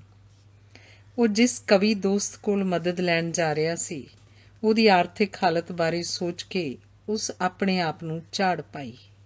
ਉਹ ਵਿਚਾਰਾ ਕਵੀ ਉਹਦੀ ਕੀ ਮਦਦ ਕਰ ਸਕਦਾ ਸੀ, ਜਿਹੜਾ ਕਈ ਮਹੀਨਿਆਂ ਤੋਂ ਨਜ਼ਰ ਦੀ ਨਵੀਂ ਐਨਕ ਨਹੀਂ ਸੀ ਖਰੀਦ ਸਕਿਆ। ਪਰ ਉਸਦੀ ਆਪਣੀ ਪਤਨੀ ਉਹਨੂੰ ਰਾਤ ਦਾ ਸੌਣ ਨਹੀਂ ਸੀ ਦੇ ਰਹੀ। ਕਹਿੰਦੀ ਸੀ 5 ਰੁਪਏ ਘਰ ਹਨ ਤੇ ਕੁਝ ਰੁਪਏ ਹੋਰ ਫੜ ਕੇ ਉਹਦੇ ਨਹੀਂ ਸਗੋਂ ਛੋਟੇ ਦੋਵਾਂ ਬੱਚਿਆਂ ਦੇ ਪਾਟੇ ਕੱਪੜੇ ਬਣਵਾ ਲਏ ਜਾਣ, ਕਿਉਂਕਿ ਉਹ ਅਗਲੇਰੇ ਭਲਕ ਆਪਣੇ ਪੇਕੇ ਵਿਆਹ 'ਤੇ ਜਾਣਾ ਚਾਹੁੰਦੀ ਸੀ। ਕਈ ਸਾਲਾਂ ਪਿੱਛੋਂ ਉਹ ਪੇਕੇ ਜਾਣ ਲਈ ਤਿਆਰ ਹੋਈ ਸੀ। ਜਦੋਂ ਦਾ ਉਹਨਾਂ ਦੋਹਾਂ ਘਰਦਿਆਂ ਤੋਂ ਬਾਗੀ ਹੋ ਕੇ ਪ੍ਰੇਮ ਵਿਆਹ ਕੀਤਾ ਸੀ, ਉਦੋਂ ਤੋਂ ਉਹਦੀ ਪਤਨੀ ਦੇ ਮਾਪੇ ਉਹਨਾਂ ਨਾਲ ਵਰਤਣੋਂ ਹਟ ਗਏ ਸਨ। ਪਰ 7-8 ਸਾਲ ਪਿੱਛੋਂ ਹੁਣ ਜਦ ਉਹਦੀ ਪਤਨੀ ਦੇ ਛੋਟੇ ਭਰਾ ਦਾ ਵਿਆਹ ਹੋ ਰਿਹਾ ਸੀ, ਤਾਂ ਉਹਦੀ ਪਤਨੀ ਦੀ ਮਾਂ ਉਚੇਚੀ ਉਹਨਾਂ ਕੋਲ ਆਈ ਸੀ। ਧੀ ਤੇ ਮਾਂ ਕਿੰਨਾ ਚਿਰ ਮਿਲ ਕੇ ਰੋਂਦੀਆਂ ਰਹੀਆਂ ਸਨ। ਮਾਪਿਆਂ ਤੋਂ ਆਂਦਰ ਤੋੜ ਕੇ ਸੁੱਟੀ ਹੋਈ ਜਰੀ ਨਹੀਂ ਸੀ ਗਈ ਤੇ ਉਹ ਦੋਵਾਂ ਜੀਆਂ ਨੂੰ ਬੱਚਿਆਂ ਸਮੇਤ ਵਿਆਹ ਉੱਤੇ ਆਉਣ ਦੀ ਪੱਕੀ ਕਰਕੇ ਗਈ ਸੀ। ਅਗਲੇਰੇ ਭਲਕ ਵਿਆਹ ਸੀ, ਪਰ ਘਰ ਤੱਕ ਕਦੀ 2 ਵੇਲੇ ਦੀ ਰੋਟੀ ਨਹੀਂ ਸੀ ਚੰਗੀ ਤਰ੍ਹਾਂ ਬਣੀ ਤੇ ਵਿਆਹ ਲਈ ਤਾਂ ਕੋਲ ਪੈਸੇ ਚਾਹੀਦੇ ਸਨ। ਅਜੀਬ ਸਮੱਸਿਆ ਸੀ। ਪੈਸੇ ਦੀ ਸਮੱਸਿਆ, ਰੋਟੀ ਦੀ ਸਮੱਸਿਆ, ਤੇ ਇਸ ਸਮੱਸਿਆ ਨੇ ਉਹਨਾਂ ਦੀ ਜ਼ਿੰਦਗੀ ਮੱਸਿਆ ਦੀ ਰਾਤ ਬਣਾਈ ਹੋਈ ਸੀ। ਰਾਤੀ ਜਦੋਂ ਬਾਹਰੋਂ ਆ ਕੇ ਰੋਟੀ ਖਾ ਕੇ ਉਸੇ ਵੇਲੇ ਸੌਣ ਲਈ ਲੇਟ ਗਿਆ ਤਾਂ ਉਹਦੀ ਪਤਨੀ ਉਹਦੀ ਪੁਆਂਦੀ ਆ ਬੈਠੀ। ਮੈਂ ਕਿਹਾ ਆਉਂਦੇ ਹੀ ਸੌਂ ਜਾਂਦੇ ਹੋ, ਨਾ ਕੋਈ ਦੁੱਖ ਦੀ ਨਾ ਸੁੱਖ ਦੀ। ਉਸ ਪਤੀ ਦੀ ਲੱਤ ਹਿਲਾਈ। ਉਹ ਸਿੱਧਾ ਹੋ ਕੇ ਬੈਠ ਗਿਆ। ਪਤਨੀ ਦੇ ਚਿਹਰੇ ਵੱਲ ਵੇਖ ਕੇ ਉਹ ਮੁਸਕਰਾਉਣਾ ਚਾਹੁੰਦਾ ਸੀ, ਪਰ ਕਾਸ਼ ਕੋਈ ਚਾਹੁਣ 'ਤੇ ਮੁਸਕਰਾ ਸਕਦਾ ਹੋਵੇ। ਵੇਖੋ ਨਾ ਕਿਵੇਂ ਵੇਖਦੇ ਪਏ ਹੋ। ਉਦੋਂ ਇਸ ਕੰਮ ਲਈ ਵਿਆਹ ਕਰਵਾਇਆ ਸੀ ਕਿ ਇਹਦੀ ਤੰਗੀਆਂ 'ਚ ਜ਼ਿੰਦਗੀ ਰੋਲਾਂਗਾ। ਉਹ ਐਵੇਂ ਫਿਸ ਪਈ, ਚੁੰਨੀ ਨਾਲ ਅੱਖਾਂ ਪੂੰਝਦਿਆਂ ਡੁਸਕਣ ਲੱਗੀ। ਰੋਂਦੀ ਕਿਉਂ ਹੈ? ਸਾਡੀ ਚੁੱਪ ਕੋਈ ਰੋਣ ਤੋਂ ਘੱਟ ਤਾਂ ਨਹੀਂ? ਤਾਂ ਆ ਕੇ ਆਉਂਦਿਆਂ ਹੀ ਸੌਂ ਜਾਂਦੇ ਹੋ। ਤੂੰ ਸ਼ੁਕਰ ਕਰ ਮੈਂ ਸੌਂ ਕੇ ਉੱਠ ਤੇ ਪੈਂਦਾ, ਕਿਤੇ ਸੁੱਤਾ ਸੁੱਤਾ ਹੀ ਰਹਿ ਜਾਵਾਂ। ਤੇ ਉੱਚੀ ਸਾਰੀ ਹੱਸਿਆ, ਪਰ ਉਹਨੂੰ ਆਪਣੇ ਹਾਸੇ ਵਿੱਚੋਂ ਵੀ ਰੋਣ ਦੀ ਆਵਾਜ਼ ਸੁਣਾਈ ਦਿੱਤੀ ਤੇ ਉਹ ਕੰਬ ਗਿਆ। ਉਹਦਾ ਜੀਅ ਕੀਤਾ ਪਤਨੀ ਨੂੰ ਕਹੇ, ਵਿਆਹ ਉਹਦੀ ਜ਼ਿੰਦਗੀ ਰੋਲਣ ਲਈ ਤਾਂ ਨਹੀਂ ਸੀ ਕੀਤਾ, ਦੋ ਪਾਸੀ ਜ਼ਿੰਦਗੀ ਮਹਿਕਾਉਣ ਲਈ ਕੀਤਾ ਸੀ। ਪਰ ਜਦੋਂ ਚੁਫੇਰੇ ਦਾ ਨਿਜ਼ਾਮ ਕਾਲਖਾਂ ਤੇ ਚਿੱਕੜ ਦੀਆਂ ਬਦਬੂਆਂ ਨਾਲ ਭਰਿਆ ਪਿਆ ਹੋਵੇ, ਉੱਥੇ ਮਹਿਕ ਦੀ ਆਸ ਮੂਰਖਤਾ ਹੀ ਹੋ ਸਕਦੀ ਹੈ। ਅਜਿਹੀ ਮਹਿਕ ਜਿਸ ਦੀ ਉਹਨਾਂ ਆਸ ਕੀਤੀ ਸੀ। ਗੱਲ ਦਾ ਰੁਖ ਸੁਖਾਵੇਂ ਮਾਹੌਲ ਵੱਲ ਮੋੜਨ ਲਈ ਉਹ ਪਤਨੀ ਨੂੰ ਕਹਿਣ ਲੱਗਾ, ਤੂੰ ਵੀ ਤਾਂ ਹੁਣ ਉਹ ਪ੍ਰੇਮਿਕਾ ਨਹੀਂ ਰਹੀ। ਉਹਨੇ ਮੈਨੂੰ ਖਿੱਚ ਕੇ ਨਾਲ ਲਾਇਆ ਤੇ ਉਹਦੀਆਂ ਵੱਖੀਆਂ ਕੁਤਕੁਤਾਰੀਆਂ। ਕਿਉਂ? ਵਿਆਹ ਤੋਂ ਪਹਿਲਾਂ ਜਦੋਂ ਤੂੰ ਮੈਨੂੰ ਮਿਲਣ ਮੇਰੇ ਕਮਰੇ 'ਚ ਆਉਣਾ, ਮੈਂ ਤੇਰੇ ਖਾਣ ਪੀਣ ਲਈ ਪ੍ਰਬੰਧ ਕਰਨ ਲਈ ਉੱਠਣਾ ਤਾਂ ਤੂੰ ਕਹਿਣਾ, ਅੱਗ ਲਾਓ ਖਾਣ ਪੀਣ ਨੂੰ, ਘੜੀ ਬੈਠੋ ਪਿਆਰ ਦੀਆਂ ਦੋ ਗੱਲਾਂ ਕਰੋ। ਖਾਣ ਪੀਣ ਵੀ ਕੋਈ ਚੀਜ਼ ਹੁੰਦੀ ਹੈ ਤੁਹਾਡੇ ਹੁੰਦਿਆਂ। ਪਰ ਹੁਣ ਤੂੰ ਕਦੀ ਨਹੀਂ ਕਿਹਾ ਕਿ ਮੇਰੇ ਕੋਲ ਬੈਠੋ ਤੇ ਭੁੱਲ ਜਾਓ ਕਿ ਘਰ 'ਚ ਆਟਾ ਮੁੱਕਿਆ ਹੋਇਆ, ਕਿ ਛੋਟੀ ਕੁੜੀ ਦੀ ਵਰਦੀ ਨਾ ਬਣਾ ਕੇ ਦਿਓ ਜਿਸ ਨੂੰ ਅਧਿਆਪਕਾ ਹਰ ਰੋਜ਼ ਕੁੱਟਦੀ ਹੈ, ਕਿ ਮਕਾਨ ਦਾ ਕਿਰਾਇਆ ਦੇਣ ਲਈ ਹਟਵਾਣੀਏ ਦਾ ਬਿੱਲ ਉਤਾਰਨ ਲਈ ਪੈਸੇ ਦਾ ਪ੍ਰਬੰਧ ਕਰਨ ਨਾ ਜਾਓ। ਉਹ ਮੁਸਕਰਾਉਂਦਾ ਹੋਇਆ ਕਹਿੰਦਾ ਗਿਆ, ਬਸ ਕਰੋ। ਵੇਖੋ ਨਾ ਗੱਲਾਂ ਬੜੀਆਂ ਆਉਂਦੀਆਂ ਨੇ, ਤੁਹਾਡੀਆਂ ਇਹੋ ਗੱਲਾਂ ਹੀ ਮੈਨੂੰ ਲੈ ਬੈਠੀਆਂ। ਉਸ ਪਤੀ ਦੀ ਗੋਦ ਵਿੱਚ ਸਿਰ ਸੁੱਟ ਦਿੱਤਾ। ਪਤੀ ਦੀਆਂ ਗੱਲਾਂ ਸੁਣ ਕੇ ਉਹ ਨਿਰੁੱਤਰ ਹੋ ਗਈ, ਪਰ ਉਹਦੇ ਧੁਰ ਅੰਦਰ ਇੱਕ ਉੱਤਰ ਕਰਵਟ ਲੈਂਦਾ ਪਿਆ ਸੀ। ਰੋਟੀ ਤੋਂ ਬਿਨਾਂ ਪਿਆਰ, ਇੱਕ ਤੜਪ ਦੀ ਕਲਪਨਾ। ਤੇ ਫਿਰ ਉਹ ਵਿਆਹ ਜਾਣ ਲਈ ਪੈਸੇ ਦਾ ਪ੍ਰਬੰਧ ਕਰਨ ਲਈ ਸੋਚਣ ਲੱਗੇ। ਕਿਸੇ ਤੋਂ ਮਦਦ ਦੀ ਆਸ ਮੁਸ਼ਕਲ ਸੀ। ਮਦਦ ਕਰਨ ਵਾਲੇ ਸਾਥੀ ਵੀ ਤਾਂ ਉਹਨਾਂ ਵਾਂਗ ਹੀ ਸਨ। ਤੇ ਅੰਤ ਉਹਦੀ ਪਤਨੀ ਨੇ ਕਿਹਾ ਸੀ ਕਿ ਉਹ ਆਪਣੇ ਕਵੀ ਦੋਸਤ ਵੱਲ ਜਾਵੇ, ਉਹ ਜ਼ਰੂਰ ਉਹਨਾਂ ਦੀ ਮਦਦ ਕਰੇਗਾ। ਗਰੀਬ ਸੀ ਤਾਂ ਕੀ ਹੋਇਆ, ਉਹਦੇ ਦਿਲ ਵਿੱਚ ਮੁਹੱਬਤ ਦਾ ਇੱਕ ਖਜ਼ਾਨਾ ਸੀ। ਜਿਵੇਂ ਵੀ ਹੋ ਸਕਿਆ ਉਹਨਾਂ ਦੀ ਮਦਦ ਕਰੇਗਾ। ਅੱਗੇ ਕਈ ਵਾਰ ਉਸਨੇ ਉਹਨਾਂ ਦੀਆਂ ਲੋੜਾਂ ਪੂਰੀਆਂ ਕੀਤੀਆਂ ਸਨ। ਸਵੇਰੇ ਉੱਠਦਿਆਂ ਹੀ ਕਵੀ ਦੋਸਤ ਵੱਲ ਤੁਰ ਪਿਆ। 5 ਰੁਪਏ ਜੋ ਘਰ ਵਿੱਚ ਸਨ ਉਹ ਵੀ ਉਹਨੇ ਜੇਬ 'ਚ ਪਾ ਲਏ। ਉਹਦਾ ਵਿਚਾਰ ਸੀ ਕਿ ਜੇ ਉੱਧਰੋਂ ਕੋਈ ਪੈਸਾ ਮਿਲ ਗਿਆ ਤਾਂ ਉਹ ਕੱਪੜਾ ਖਰੀਦੀ ਲਿਆਏਗਾ। ਤੇ ਹੁਣ ਉਹ ਤੁਰਿਆ ਜਾ ਰਿਹਾ ਸੀ। ਕਵੀ ਦੋਸਤ ਨੂੰ ਉਹ ਕਈ ਦਿਨਾਂ ਤੋਂ ਨਹੀਂ ਸੀ ਮਿਲਿਆ। ਅੱਜ ਉਹ ਉਸ ਵੱਲ ਜਾਂਦਾ ਉਹਦੇ ਬਾਰੇ ਸੋਚ ਰਿਹਾ ਸੀ। ਹੁਣ ਉਹਦੇ ਦੋਸਤ ਦੀ ਕਵਿਤਾ ਦਾ ਰੰਗ ਡਾਢਾ ਬਦਲ ਗਿਆ ਸੀ ਤੇ ਇਸ ਤਬਦੀਲੀ ਬਾਰੇ ਸੋਚਦਿਆਂ ਉਹਨੂੰ ਚੇਤਾ ਆਇਆ, ਕੁਝ ਸਾਲ ਪਹਿਲਾਂ ਉਹਦਾ ਦੋਸਤ ਰੇਡੀਓ ਤੋਂ ਤੇ ਕਵਿਤਾ ਬੋਲਦਾ ਹੁੰਦਾ ਸੀ, ਜਿਨ੍ਹਾਂ ਵਿੱਚ ਦੇਸ਼ ਵਿੱਚ ਵਗਦੀਆਂ ਦੁੱਧ ਤੇ ਸ਼ਹਿਦ ਦੀਆਂ ਨਦੀਆਂ ਦੀਆਂ ਗੱਲਾਂ ਹੁੰਦੀਆਂ ਸਨ, ਜਿਨ੍ਹਾਂ ਵਿੱਚ ਦੇਸ਼ ਦੇ ਕੋਨੇ-ਕੋਨੇ 'ਚ ਖਿੜੀਆਂ ਗੁਲਜ਼ਾਰਾਂ ਦੀ ਗੱਲ ਹੁੰਦੀ ਸੀ। ਪਰ ਕਵਿਤਾ ਵਿੱਚ ਦੁੱਧ ਤੇ ਸ਼ਹਿਦ ਦੀਆਂ ਨਦੀਆਂ ਵਗਾਉਣ ਵਾਲੇ ਕਵੀ ਦੀਆਂ ਆਪਣੀਆਂ ਨਾੜਾਂ ਵਿੱਚੋਂ ਲਹੂ ਸੁੱਕਦਾ ਜਾ ਰਿਹਾ ਸੀ। ਦੇਸ਼ ਦੀਆਂ ਖਿੜੀਆਂ ਬਹਾਰਾਂ ਤੇ ਗੁਲਜ਼ਾਰਾਂ ਦੀਆਂ ਬਾਤਾਂ ਪਾਉਣ ਵਾਲੇ ਕਵੀ ਦੇ ਚਿਹਰੇ ਤੋਂ ਬਹਾਰਾਂ ਪਤਾ ਨਹੀਂ ਕਿੱਧਰ ਪਰ ਲਾ ਕੇ ਉੱਡ ਗਈਆਂ ਸਨ। ਦੇਸ਼ ਦੇ ਕੋਨੇ-ਕੋਨੇ ਵਿੱਚ ਪਸਰ ਰਹੇ ਚਾਨਣ ਬਾਰੇ ਦੱਸਣ ਵਾਲੇ ਦੀਆਂ ਆਪਣੀਆਂ ਉਦਾਸ ਅੱਖਾਂ ਦਾ ਚਾਨਣ ਗੁਆਚਦਾ ਜਾ ਰਿਹਾ ਸੀ।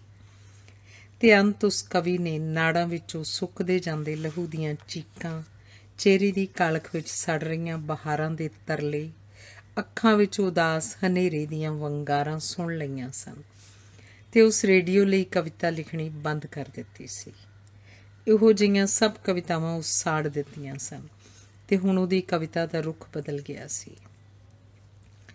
ਜਦੋਂ ਕਵੀ ਦੋਸਤ ਦੇ ਘਰ ਕੋਲ ਪਹੁੰਚਿਆ ਤਾਂ ਘਰ ਦੇ ਕੋਲ ਲੋਕਾਂ ਦੀ ਭੀੜ ਵੇਖ ਕੇ ਉਹਦੇ ਮਨ ਵਿੱਚ ਅਜੀਬ ਵਿਚਾਰਾਂ ਦੀ ਭੀੜ ਇਕੱਠੀ ਹੋ ਗਈ। ਸਾਹਮਣੇ ਲਾਲ ਪਗੜੀਆਂ ਵਾਲੇ ਸਿਪਾਹੀ ਵੇਖ ਕੇ ਉਹਦੇ ਦੰਦ ਜੁੜ ਗਏ। ਪੁਲਿਸ ਘਰ ਦੀ ਤਲਾਸ਼ੀ ਲੈ ਰਹੀ ਸੀ। ਕਵੀ ਦੀਆਂ ਪੁਸਤਕਾਂ ਤੇ ਕਾਗਜ਼ ਫਰੋਲੇ ਜਾ ਰਹੇ ਸਨ। ਇੱਕ ਪਾਸੇ ਕਵੀ ਨੂੰ ਹੱਥ ਕੜੀ ਲਾਈ ਇੱਕ ਸਿਪਾਹੀ ਖੜੋਤਾ ਸੀ। ਉਸਦੇ ਵੇਖਦੇ, ਲੋਕਾਂ ਦੇ ਵੇਖਦੇ ਪੁਲਿਸ ਉਹਦੇ ਕਵੀ ਦੋਸਤ ਨੂੰ ਲੈ ਤੁਰੀ। ਉਹ ਜਾਣਦਾ ਸੀ ਕਵੀ ਦਾ ਦੋਸ਼ ਕੀ ਹੈ। ਕਵੀ ਦਾ ਦੋਸ਼ ਸੀ ਕਿ ਉਹ ਰੋਟੀ ਦੀਆਂ ਗੱਲਾਂ ਕਰਨ ਲੱਗ ਪਿਆ ਸੀ, ਭੁੱਖਿਆਂ ਦੀਆਂ ਕਵਿਤਾਵਾਂ ਲਿਖਣ ਲੱਗ ਪਿਆ ਸੀ। ਉਹਦਾ ਦੋਸ਼ ਸੀ ਕਿ ਉਹਨੇ ਪੀਲੇ ਝੁਰੜੇ ਸਰੀਰਾਂ ਵਿੱਚੋਂ ਲਹੂ ਪੀ ਜਾਣ ਵਾਲੇ ਡਾਕੂਆਂ ਵੱਲ ਉਂਗਲ ਹੀ ਨਹੀਂ ਸੀ ਕੀਤੀ, ਬੰਦੂਕ ਕਰਨ ਲਈ ਵੀ ਕਿਹਾ ਸੀ। ਤੇ ਹੱਕ ਤੇ ਬੰਦੂਕ ਦੀ ਗੱਲ, ਉਫ! ਆਜ਼ਾਦ ਸੁਖੀ ਵਸਦੇ ਦੇਸ਼ ਅੰਦਰ ਅਜਿਹੀ ਹੱਕ ਵਾਲੀ ਮੂਰਖਤਾਪੂਰਨ ਹਿੰਸਾਤਮਕ ਗੱਲ ਕੋਈ ਛੋਟਾ ਮੋਟਾ ਦੋਸ਼ ਸੀ? ਉਹ ਦਿਲ ਤੇ ਪੱਥਰ ਧਰੀ ਆਪਣੇ ਕਵੀ ਦੋਸਤ ਉੱਤੇ ਲਾਏ ਗਏ ਦੋਸ਼ਾਂ ਬਾਰੇ ਸੋਚਦਾ ਵਾਪਸ ਘਰ ਨੂੰ ਮੁੜ ਪਿਆ। ਹੱਕ ਦੀ ਗੱਲ, ਰੋਟੀ ਦੀ ਗੱਲ, ਉਹਦੇ ਕਵੀ ਦੋਸਤ ਦੀ ਗੱਲ, ਹੱਕ ਦੀ ਗੱਲ, ਰੋਟੀ ਦੀ ਗੱਲ ਤਾਂ ਠੀਕ, ਤੇ ਬੰਦੂਕ ਦੀ ਗੱਲ? ਤੇ ਉਹ ਸੋਚਦਾ ਗਿਆ, ਨੀਵੀਆਂ ਨਜ਼ਰਾਂ ਕੀਤੀ ਸੋਚਦਾ ਗਿਆ।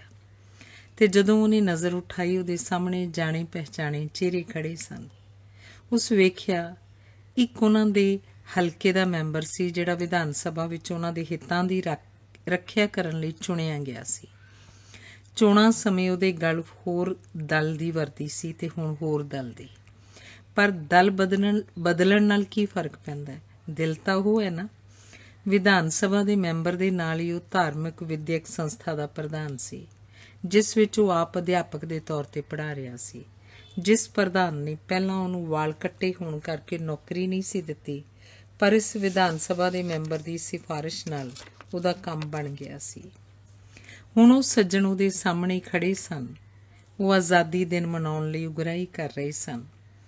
ਉਹਨਾਂ ਉਸ ਨੂੰ ਵੱਧ ਤੋਂ ਵੱਧ ਸਹਾਇਤਾ ਦੇਣ ਲਈ ਕਿਹਾ, ਕਿਉਂਕਿ ਉਹ ਇਸ ਦਿਨ ਤੇ ਉਹਨਾਂ ਦੇ ਸ਼ਹਿਰ ਆ ਰਹੇ ਇੱਕ ਮਹਾਨ ਨੇਤਾ ਨੂੰ ਸ਼ਹਿਰੀਆਂ ਵੱਲੋਂ ਥੈਲੀ ਭੇਟ ਕਰ ਰਹੇ ਸਨ। ਉਹਦਾ ਦਿਲ ਕੀਤਾ ਉਹਨਾਂ ਨਾਲ ਕਵੀ ਦੋਸਤ ਦੇ ਗ੍ਰਿਫਤਾਰ ਕੀਤੇ ਜਾਣ ਦੀ ਗੱਲ ਕਰੇ, ਉਹਨਾਂ ਨੂੰ ਕਹੇ ਕਿ ਉਹ ਉਸ ਦੀ ਸਹਾਇਤਾ ਕਰਨ, ਪਰ ਉਹ ਤਾਂ ਵੱਖੋ ਵੱਖ ਧਰੁਵਾਂ ਤੇ ਖੜੇ ਸਨ। ਜਦੋਂ ਉਹਨੇ ਵਿਦਿਅਕ ਸੰਸਥਾ ਦੇ ਪ੍ਰਧਾਨ ਵੱਲ ਤੱਕਿਆ ਤਾਂ ਉਹ ਲਾਲ ਗਹਿਰੀਆਂ ਅੱਖਾਂ ਵਿੱਚ ਵਹਿੰਦਿਆਂ ਘਣੀਆਂ ਮੁੱਛਾਂ ਵਿੱਚੋਂ ਖੰਗੂਰਿਆ, ਕਰ ਜੇਬ ਢਿੱਲੀ, ਕੀ ਵਹਿੰਦਾ? ਉਹਦੇ ਅੰਦਰੋਂ ਉੱਠਦੀਆਂ ਆਵਾਜ਼ਾਂ ਇੱਕ ਦੂਜੀ ਨੂੰ ਕਤਲ ਕਰਨ 'ਚ ਰੁੱਝ ਗਈਆਂ ਤੇ ਇੰਨੇ ਚਿਰ ਵਿੱਚ ਉਹਦੇ ਹੱਥ ਨੇ ਜੇਬ ਵਿੱਚੋਂ ਇੱਕੋ ਇੱਕ 5 ਦਾ ਨੋਟ ਕੱਢ ਲਿਆ। ਉਹ 1 ਰੁਪਇਆ ਦੇਣਾ ਚਾਹੁੰਦਾ ਸੀ, ਪਰ ਰਸੀਦ ਬੁੱਕ ਵਾਲੇ ਨੇ 5 ਰੁਪਏ ਕੱਟ ਦਿੱਤੇ ਸਨ। ਲੈ 5 ਕੋਈ ਬਹੁਤੇ? ਨੇਤਾ ਜਨ ਭਰੜਾਏ ਗਲੇ ਨਾਲ ਹੱਸਿਆ ਤੇ ਗੋਗੜ ਤੇ ਹੱਥ ਫੇਰਦਾ ਅੱਗੇ ਤੁਰ ਪਿਆ, ਤੇ ਉਹ ਸਾਰੇ ਉਹਨੂੰ ਉੱਥੇ ਜ਼ਮੀਨ ਵੱਲ ਵੇਖਦਾ ਛੱਡ ਕੇ ਤੁਰ ਗਏ। ਲੱਤਾਂ ਘਸੀਟਦਾ ਉਹ ਘਰ ਪੁੱਜਾ। ਪਤਨੀ ਰਸੋਈ 'ਚ ਸਬਜ਼ੀ ਚੀਰ ਰਹੀ ਸੀ। ਉਸ ਉਹਦੇ ਵੱਲ ਨਹੀਂ ਤੱਕਿਆ, ਸਿੱਧਾ ਅੰਦਰ ਲੰਘ ਗਿਆ। ਪਤਨੀ ਵੀ ਉਹਦੇ ਪਿੱਛੇ ਪਿੱਛੇ ਇੱਕ ਕਮਰੇ ਅੰਦਰ ਆ ਗਈ। ਉਹ ਗੰਢੇ ਚੀਰਦੀ ਆਈ ਸੀ ਤੇ ਛੁਰੀ ਉਹਦੇ ਹੱਥ ਵਿੱਚ ਹੀ ਫੜੀ ਸੀ। ਸੁਣਾਓ, ਸਰ ਗਿਆ? ਮੈਨੂੰ ਪਤਾ ਹੈ ਉਹ ਆਪਣਾ ਭਾਵੇਂ ਕਿੰਨਾ ਗਰੀਬ ਹੈ, ਪਰ ਜਦੋਂ ਵੀ ਸਾਡਾ ਹੱਥ ਤੰਗ ਹੋਇਆ ਉਹਨੇ ਸਾਡੀ ਮਦਦ ਜ਼ਰੂਰ ਕੀਤੀ। ਤੇ ਫਿਰ ਉਹ ਉਤਸੁਕ ਨਜ਼ਰਾਂ ਨਾਲ ਪਤੀ ਵੱਲ ਵੇਖਣ ਲੱਗੀ। ਹਾਂ, ਸਰ ਤਾਂ ਗਿਆ ਸੀ, ਪਰ ਮੇਰੀ ਰਾਹ 'ਚ ਜੇਬ ਕੱਟੀ ਗਈ। ਉਸ ਧਾਹ ਮਾਰਨ ਵਾਂਗ ਅੱਧਾ ਸੱਚ ਤੇ ਅੱਧਾ ਝੂਠ ਰਲਾ ਕੇ ਕਿਹਾ। ਧੰਨਵਾਦ। ਵਰਿਆਮ ਸਿੰਘ ਸੰਧੂ ਦੀ ਕਹਾਣੀ ਤਾਰ ਉੱਤੇ ਤੁਰਦਾ ਆਦਮੀ। ਬਸ ਐਵੇਂ ਹਾਸੇ ਦਾ ਮੜਾਸਾ ਬਣ ਗਿਆ ਸੀ। ਸ਼ੁਗਲ ਵਿੱਚ ਕੀਤੀ ਗੱਲ ਮਨਜੀਤ ਲਈ ਜ਼ਿੰਦਗੀ ਮੌਤ ਦਾ ਸਵਾਲ ਬਣੀ ਪਈ ਸੀ। ਉਹਦੇ ਮਨ ਵਿੱਚ ਘਮਸਾਨ ਦਾ ਯੁੱਧ ਛੇੜ ਕੇ ਮੈਂ ਪਿਛਲੇ 2 ਦਿਨ ਸਕੂਲ ਹੀ ਨਹੀਂ ਸਾ ਗਿਆ ਤੇ ਟਰੈਕਟਰ ਲੈਣ ਵਾਸਤੇ ਕਰਜ਼ਾ ਕਢਾਉਣ ਲਈ ਭੱਜਾ ਫਿਰਦਾ ਰਿਹਾ ਸਾਂ। ਪਿਛਲੇ 2 ਦਿਨ ਮਨਜੀਤ ਮੇਰੇ ਪਿੰਡ ਮੇਰੇ ਘਰ ਫੇਰੇ ਮਾਰਦਾ ਰਿਹਾ ਸੀ, ਪਰ ਮੈਂ ਮਿਲ ਨਹੀਂ ਸਾ ਸਕਿਆ। ਜਦੋਂ ਬੱਸੋਂ ਉਤਰ ਕੇ ਘਰ ਨੂੰ ਜਾਂਦਿਆਂ ਪੱਠਿਆਂ ਨੂੰ ਬੋਤੀ ਲਈ ਜਾਂਦੇ ਸਾਡੇ ਕਾਮੇ ਨੇ ਮਨਜੀਤ ਦੇ 2 ਵਾਰ ਆਉਣ ਤੇ ਅੱਜ ਫੇਰ ਘਰ ਆ ਕੇ ਬੈਠੇ ਹੋਣ ਬਾਰੇ ਦੱਸਿਆ ਤਾਂ ਮੈਨੂੰ ਹੈਰਾਨੀ ਹੋਈ। ਸ਼ਾਇਦ ਕੋਈ ਉੱਚ ਸਿੱਖਿਆ ਅਧਿਕਾਰੀ ਆਇਆ ਹੋਵੇ, ਕਿਉਂਕਿ ਮੈਂ 2 ਦਿਨ ਫਰਲੋ ਤੇ ਹੀ ਰਿਹਾ ਸਾਂ। ਹੋ ਸਕਦਾ ਮੈਂ ਵੀ ਫਸ ਗਿਆ ਹੋਵਾਂ ਤੇ ਨਾਲ ਹੀ ਮੈਨੂੰ ਫਰਲੋ ਮਰਵਾਉਣ ਕਰਕੇ ਮਨਜੀਤ ਵੀ।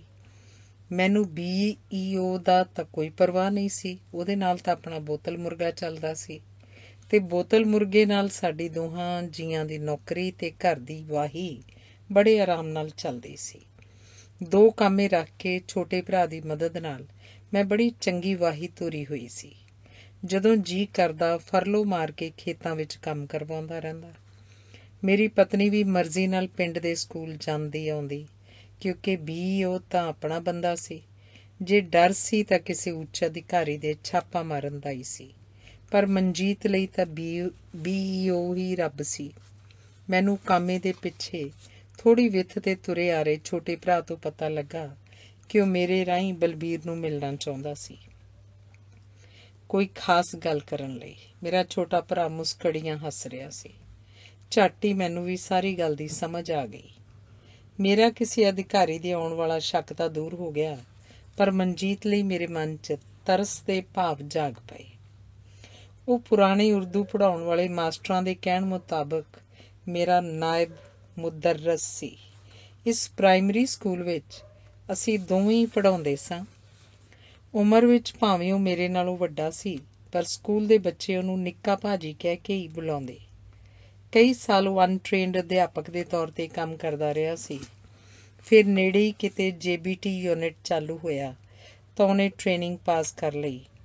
ਟ੍ਰੇਨਿੰਗ ਪਾਸ ਕਰਨ ਤੋਂ ਪਿੱਛੋਂ ਵੀ ਕਈ ਚਿਰ ਉਹ ਆਰਜ਼ੀ ਅਧਿਆਪਕ ਦੇ ਤੌਰ 'ਤੇ ਲੱਗਾ ਰਿਹਾ ਸੀ। ਕਈ ਸਾਲ ਕੁਝ ਚਿਰ ਨੌਕਰੀ 'ਤੇ ਲੱਗ ਕੁਝ ਚਿਰ ਹਟ, ਇੰਜ ਡੱਕੋ ਡੋਲੇ ਖਾਂਦਿਆਂ ਉਹ ਪੱਕਾ ਮਾਸਟਰ ਬਣ ਗਿਆ ਸੀ। ਪਰ ਉਹਨੂੰ ਜਿਵੇਂ ਕਦੀ ਵੀ ਆਪਣੇ ਪੱਕੇ ਹੋਣ ਦਾ ਯਕੀਨ ਨਹੀਂ ਸੀ ਆਇਆ। ਉਹ ਦੱਸਦਾ ਸੀ ਕਿ ਇੱਕ ਵਾਰ ਜਦੋਂ ਅਜੇ ਉਹਨੇ ਟ੍ਰੇਨਿੰਗ ਪਾਸ ਨਹੀਂ ਸੀ ਕੀਤੀ, ਉਹਨਾਂ ਦੇ ਇਲਾਕੇ ਦਾ ਦੌਰਾ ਕਰਨ ਆਏ ਸਰਦਾਰ ਕੈਰੋ ਨੂੰ ਉਹਦਾ ਬੁੱਢਾ ਬਾਪ ਮਿਲਿਆ ਤੇ 10 ਜਮਾਤਾਂ ਕਰਾਉਣ ਪਿੱਛੋਂ ਮੁੰਡੇ ਦੇ ਵਿਹਲੇ ਰਹਿਣ ਤੇ ਅੱਗੋਂ ਪੜ੍ਹਾ ਨਾ ਸਕਣ ਦੀ ਅਸਮਰਥਤਾ ਦਾ ਜ਼ਿਕਰ ਕਰਦੇ ਹੋਏ ਕਿਤੇ ਛੋਟੀ ਮੋਟੀ ਨੌਕਰੀ ਤੇ ਲਵਾ ਦੇਣ ਦੀ ਬੇਨਤੀ ਕੀਤੀ। ਸਰਦਾਰ ਨੇ ਇਲਾਕੇ ਦੇ MLA ਨੂੰ ਕਿਹਾ ਕਿ ਜ਼ਿਲ੍ਹਾ ਸਿੱਖਿਆ ਅਫਸਰ ਨੂੰ ਕਹਿ ਤੇ ਮੁੰਡੇ ਨੂੰ ਆਰਜ਼ੀ ਸਕੂਲ ਮਾਸਟਰ ਲਵਾ ਦੇਵੇ। ਮਨਜੀਤ ਦਾ ਬਾਪ ਪੱਕਾ ਮਾਸਟਰ ਲਾ ਦੇਣ ਦੀ ਬੇਨਤੀ ਕਰਨ ਲੱਗਾ ਤਾਂ ਜਵਾਬ ਮਿਲਿਆ, ਬਾਬਾ, ਜਦੋਂ ਮੈਂ ਕਿਸੇ ਨੂੰ ਨੌਕਰੀ 'ਚੋਂ ਕੱਢਣਾ ਹੋਵੇ ਉਦੋਂ ਮੈਂ ਕੱਚਾ ਪੱਕਾ ਨਹੀਂ ਵਹਿੰਦਾ ਹੁੰਦਾ। ਇੰਜ ਉਹ ਨੌਕਰੀ ਕਰਕੇ ਛੋਟੇ ਭਰਾਵਾਂ ਨੂੰ ਪੜ੍ਹਾਉਂਦਾ ਰਿਹਾ, ਉਹਨਾਂ ਨੂੰ ਪੈਰਾਂ 'ਤੇ ਖੜ੍ਹਾ ਕੀਤਾ ਤੇ ਉਹ ਦੋਵੇਂ ਹੁਣ ਭਲਾਈ ਦੇ ਕਾਰਖਾਨੇ 'ਚ ਕੰਮ ਕਰਦੇ ਸਨ। ਆਪਣੇ ਬੁੱਢੇ ਬਾਪ ਨਾਲ ਰਲ ਕੇ ਉਹਨੇ ਆਪਣੀਆਂ 2 ਭੈਣਾਂ ਦੇ ਵਿਆਹ ਕੀਤੇ ਸਨ ਤੇ ਹੁਣ ਬੁੱਢੜੇ ਮਾਂ ਪਿਓ ਤੇ ਤੀਵੀਂ ਸਮੇਤ 3 ਬੱਚਿਆਂ ਵਾਲੇ ਪਰਿਵਾਰ ਨੂੰ ਪਾਲ ਰਿਹਾ ਸੀ। ਆਮਦਨ ਦਾ ਹੋਰ ਕੋਈ ਸਾਧਨ ਨਹੀਂ ਸੀ। ਪਿਓ ਟਾਂਗਿਆਂ ਤੇ ਗੱਡਿਆਂ ਦੀਆਂ ਜੋੜੀਆਂ ਬਣਾਉਣ ਦਾ ਚੰਗਾ ਕਾਰੀਗਰ ਰਿਹਾ ਸੀ, ਪਰ ਹੁਣ ਇੱਕ ਤਾਂ ਟਾਂਗਿਆਂ ਤੇ ਗੱਡਾਂ ਦੀ ਮੰਗ ਬੁੱਢੀ ਹੋ ਗਈ ਸੀ ਤੇ ਇੱਕ ਉਹ ਵੀ ਬੁੱਢਾ ਹੋ ਗਿਆ ਸੀ। ਪਰ ਫਿਰ ਵੀ ਘਰ ਬੈਠਾ ਥੋੜ੍ਹਾ ਬਹੁਤ ਕੰਮ ਕਰਦਾ ਰਹਿੰਦਾ। ਸਕੂਲ ਪਿੱਛੋਂ ਸਮਾਂ ਮਿਲਣ ਤੇ ਮਨਜੀਤ ਵੀ ਉਹਦਾ ਸਾਥ ਦਿੰਦਾ ਤੇ ਉਹ ਥੋੜ੍ਹਾ ਬਹੁਤ ਕਮਾ ਲੈਂਦੇ, ਪਰ ਬਹੁਤਾ ਕਰਕੇ ਉਹਨਾਂ ਦੇ ਪਰਿਵਾਰ ਦਾ ਗੁਜ਼ਾਰਾ ਨੌਕਰੀ ਦੀ ਤਨਖਾਹ 'ਤੇ ਹੀ ਨਿਰਭਰ ਕਰਦਾ ਸੀ। ਛੋਟੇ ਦੋਵੇਂ ਆਪੋ ਆਪਣੇ ਵਿਆਹ ਲਈ ਪੈਸੇ ਜੋੜ ਰਹੇ ਸਨ। ਕਿਤੇ ਸਾਲ ਛਮਾਈ 100-200 ਰੁਪਏ ਭੇਜ ਵੀ ਦਿੱਤੇ ਤਾਂ ਕੀ ਫਰਕ ਪੈਂਦਾ ਸੀ। ਉਹਨੂੰ ਅਕਸਰ ਇੱਧਰ ਰੰਗਾ ਸਾਕਾਂ ਨਾਲ ਵਿਆਹ ਸ਼ਾਦੀਆਂ ਮਰਨੇ ਪਰਨੇ 'ਤੇ ਵੀ ਤਾਂ ਵਰਤਣਾ ਪੈਂਦਾ ਸੀ। ਕੁੱਲ ਮਿਲਾ ਕੇ ਨੌਕਰੀ ਦਾ ਉਸ ਲਈ ਬਹੁਤ ਮਹੱਤਵ ਸੀ।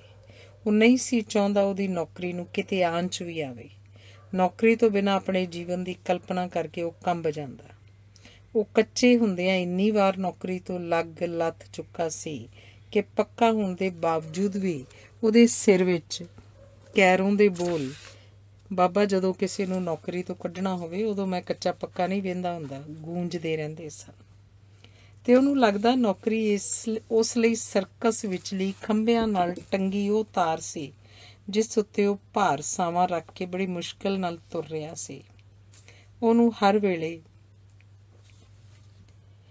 ਡਰ ਰਹਿੰਦਾ ਕਿ ਹੁਣੇ ਇੱਕ ਪਾਸੇ ਜ਼ਿਆਦਾ ਭਾਰ ਪਿਆ ਤੇ ਹੁਣੇ ਉੱਲਰ ਕੇ ਧੜਮ ਧਰਤੀ ਤੇ ਡਿੱਗਾ, ਧੂੜ ਵਿੱਚ ਲੱਥ-ਪੱਥ ਪਿਆ ਹੈ। ਪਰ ਹੁਣ ਤਾਂ ਨੌਕਰੀ ਨੂੰ ਕਿਸੇ ਤਰ੍ਹਾਂ ਦੇ ਖਤਰੇ ਵਾਲੀ ਕੋਈ ਗੱਲ ਹੀ ਨਹੀਂ ਸੀ। 3-4 ਦਿਨ ਹੋਏ ਬਲਬੀਰ ਆਪਣੇ ਸਕੂਲੋਂ ਛੇਤੀ ਛੁੱਟੀ ਕਰਕੇ ਸਾਡੇ ਸਕੂਲ ਆ ਗਿਆ, ਕਿਉਂਕਿ ਅਸਾਂ ਦੋਹਾਂ ਨੇ ਸ਼ਹਿਰ ਪਿਕਚਰ ਜਾਣ ਦਾ ਪ੍ਰੋਗਰਾਮ ਬਣਾਇਆ ਸੀ। ਮਨਜੀਤ ਨਾਲ ਹੱਥ ਮਿਲਾਉਂਦਿਆਂ ਐਵੇਂ ਉਹਨੇ ਉਹਦਾ ਹੱਥ ਸਿੱਧਾ ਕਰਕੇ ਵੇਖਣਾ ਸ਼ੁਰੂ ਕਰ ਦਿੱਤਾ। ਬੱਲੇ ਬੱਲੇ ਮਨਜੀਤ ਸਿਆਂ, ਤੇਰੀਆਂ ਹੱਥ ਦੀਆਂ ਲਕੀਰਾਂ ਬੜਾ ਕੁਝ ਦੱਸਦੀਆਂ ਨੇ। ਖੈਰ ਹੋਵੇ ਸਹੀ। ਅੱਛਾ, ਕੀ ਭਲਾ? ਤੂੰ ਜਾਣਨਾ ਕੁਝ ਜੋਤਿਸ਼? ਮਨਜੀਤ ਹੈਰਾਨ ਹੋਇਆ। ਉਹਦੇ ਹੱਥਾਂ 'ਚ ਹੱਥ ਦਿੱਤੀ ਖੜਾ ਸੀ। ਬਲਬੀਰ ਦੇ ਗੰਭੀਰ ਮੂੰਹ ਬਣਾ ਕੇ ਕਹਿਣ 'ਤੇ ਕਿ ਉਹ ਸ਼ੋਭਾ ਰਾਮ ਕੋਲੋਂ ਹੱਥ ਵੇਖਣਾ ਸਿੱਖਦਾ ਰਿਹਾ ਸੀ, ਮਨਜੀਤ ਉੱਚੀ ਸਾਰੀ ਹੱਸਿਆ, ਜਿਵੇਂ ਉਹਨੇ ਬਲਬੀਰ ਦਾ ਝੂਠ ਫੜ ਲਿਆ ਸੀ। ਬਲਬੀਰ ਹੋਰ ਗੰਭੀਰ ਹੋ ਗਿਆ। ਹਾਸੇ ਦੀ ਗੱਲ ਨਹੀਂ, ਤੂੰ ਸੱਚ ਨਹੀਂ ਮੰਨਦਾ? ਆਹ ਵੇਖ ਤੇਰਾ ਹੱਥ। ਤੇਰੇ ਕੋਲ ਪੈਸਾ ਆਉਂਦਾ ਹੈ ਪਰ ਟਿਕਦਾ ਨਹੀਂ। ਪਰ ਛੱਡ, ਜਦੋਂ ਤੈਨੂੰ ਯਕੀਨ ਹੀ ਨਹੀਂ ਤਾਂ ਬਲਬੀਰ ਨੇ ਜਿਵੇਂ ਰੋਸ ਜੇ ਨਾਲ ਉਹਦਾ ਹੱਥ ਛਿਣਕ ਦਿੱਤਾ। ਵੇਖਦੇ, ਵੇਖਣ ਲੱਗਾ ਈ ਤਾਂ ਹੁਣ ਭਾਰਾਂ 'ਤੇ ਕੀ ਪੈਂਦਾ? ਮੈਂ ਕੋਲੋਂ ਹਾਮੀ ਭਰੀ ਤਾਂ ਮਨਜੀਤ ਦੇ ਮੂੰਹ ਤੋਂ ਹਾਸਾ ਲੋਪ ਹੋ ਗਿਆ। ਉਹ ਗੰਭੀਰ ਹੋ ਕੇ ਪੁੱਛਣ ਲੱਗਾ, ਸੱਚੀ? ਮੈਂ ਤਾਂ ਮਖੌਲ ਮੰਨਿਆ ਸੀ। ਤੇ ਉਹਨੇ ਫੇਰ ਬਲਬੀਰ ਦੇ ਹੱਥਾਂ ਵਿੱਚ ਬਦੋ-ਬਦੀ ਆਪਣਾ ਹੱਥ ਕਰ ਦਿੱਤਾ। ਚੱਲ ਹੋਰ ਦੱਸ। ਸ਼ਾਇਦ ਉਹਨੂੰ ਪੈਸਾ ਕੋਲ ਨਾ ਟਿਕਣ ਦੀ ਗੱਲ ਵਧੇਰੇ ਜੱਚ ਗਈ ਸੀ। ਬਲਬੀਰ ਹੱਥ ਉਲਟ ਪੁਲਟ ਕੇ ਵੇਖਦਾ ਰਿਹਾ ਤੇ ਦੱਸਦਾ ਰਿਹਾ, ਤੇਰੇ ਤੇ ਮਿੱਤਰਾ ਜ਼ਿੰਦਗੀ 'ਚ ਇੱਕ ਵਾਰ ਬੜਾ ਵੱਡਾ ਸੰਕਟ ਆਇਆ ਸੀ। ਜਾਂ ਤਾਂ ਤੂੰ ਬਿਮਾਰ ਬਹੁਤ ਹੋਇਆ ਸੈਂ ਤੇ ਅਗਲੇ ਘਰੋਂ ਹੋ ਕੇ ਮੁੜਿਆ ਸੈਂ, ਤੇ ਜਾਂ ਕੋਈ ਭਿਆਨਕ ਐਕਸੀਡੈਂਟ ਹੋ ਜਾਣ ਤੋਂ ਮਸਾਂ ਬਚਿਆ ਸੈਂ। ਕਿਉਂ? ਮਨਜੀਤ ਨਿੱਕੀਆਂ ਨਿੱਕੀਆਂ ਅੱਖਾਂ ਬਲਬੀਰ ਦੇ ਚਿਹਰੇ 'ਤੇ ਗੱਡੀ ਖੜਾ ਸੀ, ਜਿਵੇਂ ਕਿਸੇ ਜਾਣੀ ਜਾਣ ਦੇ ਬੋਲ ਸੁਣ ਕੇ ਅਸਚਰਜ ਰਹਿ ਗਿਆ ਹੋਵੇ। ਹੈ ਤਾਂ ਠੀਕ ਭਾਜੀ, ਇੱਕ ਵਾਰੀ ਸਾਡੀ ਕੰਧ ਡਿੱਗ ਪਈ ਸੀ। ਅਜੇ ਮੈਂ ਬੱਸ ਕੋਲੋਂ ਲੰਘਿਆ ਹੀ ਸੀ ਕਿ ਪੱਕੀ ਕੰਧ ਧੜਾਮ ਹੇਠਾਂ। ਚਲੋ ਹੋਰ ਦੱਸੋ ਖਾ ਭਲਾ। ਤੇ ਬਲਬੀਰ ਉਹਦੇ ਵਿਸ਼ਵਾਸ ਨੂੰ ਵਰਤਦਾ ਬੋਲੀ ਗਿਆ, ਤੂੰ ਖੁਸ਼ ਰਹਿਣਾ ਚਾਹੁੰਦਾ ਪਰ ਰਹਿ ਨਹੀਂ ਸਕਦਾ। ਤੂੰ ਪਿਆਰ ਕਰਨਾ ਚਾਹੁੰਦਾ ਪਰ ਕਰ ਨਹੀਂ ਸਕਦਾ। ਤੇਰੇ ਚਣਕ ਹੈ, ਤੈਨੂੰ ਗੁੱਸਾ ਆਉਂਦਾ ਪਰ ਤੂੰ ਅੰਦਰ ਅੰਦਰ ਪੀ ਜਾਂਦਾ। ਤੇਰੇ ਘਰ 2 ਨਿਆਣੇ ਹੋਰ ਜੰਮਣਗੇ। ਤੇਰੇ ਭਰਾਵਾਂ ਨਾਲ ਤੇਰਾ ਪਿਆਰ ਤਾਂ ਹੈ, ਉਹ ਵੀ ਜਤਾਉਂਦੇ ਤਾਂ ਹਨ, ਪਰ ਅੰਦਰੋਂ ਤੇਰੀਆਂ ਲਕੀਰਾਂ ਇੰਝ ਦੱਸਦੀਆਂ ਨੇ ਵੀ ਜੋ ਕੁਝ ਤੂੰ ਉਹਨਾਂ ਨੂੰ ਬਣਾਉਣ ਲਈ ਕੀਤਾ ਹੈ ਜਾਂ ਜੋ ਕੁਝ ਹੁਣ ਵੀ ਕਰਦਾ ਏ, ਉਹਨਾਂ ਉਹ ਨਹੀਂ ਤੇਰੇ ਲਈ ਕਰਦੇ। ਹੈਂ ਖਲੋਵੇਂ ਨਾ, ਆਹ ਕੀ ਹੋਈ ਲਾਈਨ ਭਲਾ? ਯਾਰ ਗੱਲ ਸੁਣ, ਇਹ ਤਾਂ ਤੇਰੇ 'ਤੇ ਕੋਈ ਸੰਕਟ ਆਉਣ ਵਾਲਾ ਹੈ। ਆਹ ਵੇਖੇ ਨਾ ਗੁਰਨਾਮ, ਆਹ ਕ੍ਰੋਸ ਵੱਜਾ, ਇਹ ਸੰਕਟ ਵਾਲੀ ਲਾਈਨ ਹੀ। ਤੇ ਬਲਬੀਰ ਨੇ ਮਨਜੀਤ ਦਾ ਹੱਥ ਮੇਰੇ ਹੱਥ 'ਚ ਫੜਾ ਦਿੱਤਾ। ਮਨਜੀਤ ਡੌਰ ਭੌਰ ਹੋਇਆ ਵੇਖ ਰਿਹਾ ਸੀ। ਉਹਨੂੰ ਯਕੀਨ ਨਹੀਂ ਸੀ ਆਉਂਦਾ ਕਿ ਬਲਬੀਰ ਸੱਚ ਬੋਲ ਰਿਹਾ ਜਾਂ ਝੂਠ। ਮਨਜੀਤ ਉਹਦੀ ਗੱਲ ਸੁਣ ਕੇ 2 ਵਾਰ ਨਾ ਮੰਨਣ ਦੇ ਅੰਦਾਜ਼ ਵਿੱਚ ਹੱਸਿਆ ਤੇ ਦੋਵੇਂ ਵਾਰੀ ਬਲਬੀਰ ਨੂੰ ਗੰਭੀਰ ਵੇਖ ਕੇ ਮੰਨ ਜਾਣ ਦੇ ਅੰਦਾਜ਼ 'ਚ ਚੁੱਪ ਹੋ ਗਿਆ। ਉਸ ਦਿਨ ਸਕੂਲੋਂ ਜਾਂਦਿਆਂ ਹੀ ਮੈਂ ਤੇ ਬਲਬੀਰ ਨੇ ਉਹਦਾ ਭਾਵੀ ਸੰਕਟ ਕੱਢ ਲਿਆ ਸੀ। ਗੱਲ ਇੰਝ ਬਣਾਈ ਕਿ ਮੈਂ ਅਗਲੇ ਦਿਨ ਜਾ ਕੇ ਮਨਜੀਤ ਨੂੰ ਕਹਾਂ ਕਿ ਕੱਲ੍ਹ ਬਲਬੀਰ ਦਾ ਬਟੂਆ ਕਿਤੇ ਸਾਡੇ ਸਕੂਲ ਵਿੱਚ ਹੀ ਮਨਜੀਤ ਦੀ ਕੁਰਸੀ ਕੋਲ ਡਿੱਗ ਪਿਆ ਸੀ, ਜਿਸ ਨੂੰ 100 ਵਿਸਵੇ ਮਨਜੀਤ ਨੇ ਫੜਿਆ ਹੋਏਗਾ। ਇਸ ਲਈ ਉਹ ਬਟੂਆ ਵਾਪਸ ਕਰ ਦੇਵੇ। ਪਰ ਮੈਂ ਇਸ ਅੰਦਾਜ਼ ਨਾਲ ਗੱਲ ਕਰਾਂ ਕਿ ਮਨਜੀਤ ਨੂੰ ਸਾਰੀ ਸਾਜ਼ਿਸ਼ ਸਮਝ ਨਾ ਆਏ। ਅਗਲੇ ਦਿਨ ਮੈਂ ਮਨਜੀਤ ਤੋਂ ਵੀ ਪਹਿਲਾਂ ਸਕੂਲ ਪਹੁੰਚ ਗਿਆ ਸਾਂ। ਮੈਂ ਉਹਦੀ ਬੜੀ ਉਤਸੁਕਤਾ ਨਾਲ ਉਡੀਕ ਕਰਨ ਲੱਗਾ। ਉਹ ਮਧਰੇ ਕੱਦ ਦਾ ਸੁਕੜੂ ਜਿਹਾ ਜੀਵ ਸੀ, ਜਿਹਦੇ ਪਤਲੇ ਲੱਕ ਤੋਂ ਪੈਂਟ ਹਮੇਸ਼ਾ ਹੇਠਾਂ ਨੂੰ ਢਿਲਕਣ ਦੇ ਯਤਨ 'ਚ ਰਹਿੰਦੀ ਤੇ ਉਹ ਖੱਬੀ ਅਰਕ ਨਾਲ ਮੋਢਾ ਨਿਭਾ ਕੇ ਉਹਨੂੰ ਤਾਂ ਚੱਕ ਕਰਦਾ। ਨਿੱਕੀਆਂ ਪੀਲੀਆਂ ਅੱਖਾਂ ਵਿੱਚ ਸੁਰਮਾ ਪਾ ਕੇ ਰੰਗ ਭਰਨ ਦੀ ਕੋਸ਼ਿਸ਼ ਕਰਦਾ। ਉਹਦੀਆਂ ਗੱਲਾਂ ਦੀਆਂ ਹੱਡੀਆਂ ਉਭਰੀਆਂ ਹੋਈਆਂ ਸਨ। ਲੋੜ ਤੋਂ ਵੱਧ ਫਿਕਸਰ ਲਾ ਕੇ ਬੱਧੀ ਉਹਦੀ ਨਿੱਕੀ ਨਿੱਕੀ ਵਿਰਲੀ ਦਾੜੀ ਗੱਲਾਂ ਵਿਚਲੇ ਟੋਇਆਂ ਨੂੰ ਲੁਕਾਉਣ ਦੀ ਥਾਂ ਦਿਖਾਉਣ ਵਿੱਚ ਵੱਧ ਮਦਦ ਕਰਦੀ। ਪੱਗ ਉਹ ਤਿੱਖੀ ਟੂਟੀ ਬਣਾ ਕੇ ਬੰਨ੍ਹਦਾ, ਜਿਸ ਨਾਲ ਉਹਦਾ ਮੂੰਹ ਹੋਰ ਵੀ ਸੂਤਵਾਂ ਲੱਗਦਾ। ਉਸਨੇ ਅੰਮ੍ਰਿਤ ਵੀ ਛਕਿਆ ਸੀ, ਪਰ ਉਹ ਗਾਤਰਾ ਹਮੇਸ਼ਾ ਕਮੀਜ਼ ਹੇਠਾਂ ਲੁਕਾ ਕੇ ਰੱਖਦਾ। ਉਹਦੀ ਘਰਵਾਲੀ ਆਮ ਤੌਰ 'ਤੇ ਬਿਮਾਰ ਹੀ ਰਹਿੰਦੀ ਸੀ ਤੇ ਆਪ ਉਹਦੇ ਦੂਜੇ ਚੌਥੇ ਦਿਨ ਸਿਰ ਪੀੜ ਹੁੰਦੀ ਰਹਿੰਦੀ ਸੀ। ਇਸ ਲਈ ਲੋੜ ਪੈਣ 'ਤੇ ਉਹ ਸਾਧਾਂ ਸੰਤਾਂ ਕੋਲ ਵੀ ਤੁਰਿਆ ਰਹਿੰਦਾ। ਪਰ ਇਹ ਗੱਲ ਵੀ ਉਹ ਲੁਕਾ ਕੇ ਰੱਖਦਾ ਤਾਂ ਕਿ ਪੜ੍ਹਿਆ ਲਿਖਿਆ ਵਹਿਮੀ ਸਮਝ ਕੇ ਉਹਨੂੰ ਮਖੌਲ ਨਾ ਕੀਤਾ ਜਾਏ। ਹੋਰ ਤਾਂ ਹੋਰ, ਉਸ ਪਿਛਲੇ 1 ਸਾਲ ਤੋਂ ਮਾਸ, ਸ਼ਰਾਬ ਤੇ ਅੰਡਾ ਬਿਲਕੁਲ ਵਰਤਣਾ ਬੰਦ ਕੀਤਾ ਹੋਇਆ ਸੀ, ਕਿਉਂਕਿ ਉਹਨੂੰ ਕਿਸੇ ਸੰਤ ਨੇ ਧਾਗਾ ਕਰਕੇ ਦਿੱਤਾ ਸੀ, ਜਿਸ ਨਾਲ ਉਹਦੇ ਪਰਿਵਾਰ ਦੇ ਰੋਗ ਦੂਰ ਹੋ ਜਾਣੇ ਸਨ ਤੇ ਉਹਦੇ ਘਰ ਲਹਿਰਾਂ ਬਹਿਰਾਂ ਹੋ ਜਾਣੀਆਂ ਸਨ। ਪਰ ਸੰਤਾਂ ਨੂੰ ਮਿਲਣ ਵਾਲੀ ਗੱਲ ਵੀ ਉਹ ਲੁਕਾ ਕੇ ਹੀ ਰੱਖਦਾ। ਇੰਝ ਉਹ ਬਹੁਤ ਕੁਝ ਲੁਕਾਉਣ ਦੇ ਯਤਨ ਵਿੱਚ ਹੀ ਰਹਿੰਦਾ। ਪਰ ਉਹਦੀ ਖਿਲਾਰ ਕੇ ਬੱਧੀ ਨਿੱਕੀ ਬਰੀਕ ਦਾੜੀ ਜਿਵੇਂ ਉਹਦੀਆਂ ਗੱਲਾਂ ਵਿਚਲੇ ਟੋਏ ਨਹੀਂ ਸੀ ਲੁਕਾ ਸਕਦੇ।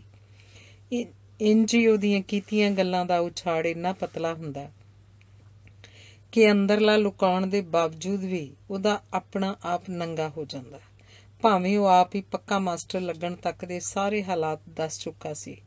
ਪਰ ਜਦੋਂ ਮੈਂ ਉਹਨੂੰ ਇੱਕ ਵਾਰ ਇਹ ਪੁੱਛਿਆ ਕਿ ਇਹ ਕਿੱਤਾ ਅਪਣਾਉਣ ਪਿੱਛੇ ਕਿਹੜੀ ਪ੍ਰੇਰਨਾ ਕੰਮ ਕਰਦੀ ਸੀ, ਤਾਂ ਇਹਨੂੰ ਦੇਸ਼ ਦੀ ਸੋਹਣੀ ਸੋਹਣੀ ਨੰਨੀ ਪਨੀਰੀ ਨੂੰ ਪਾਲ ਕੇ ਦੇਸ਼ ਦਾ ਵਧੀਆ ਸ਼ਹਿਰੀ ਬਣਾਉਣ ਦੀ ਰੀਝ ਨਾਲ ਜੋੜ ਰਿਹਾ ਸੀ।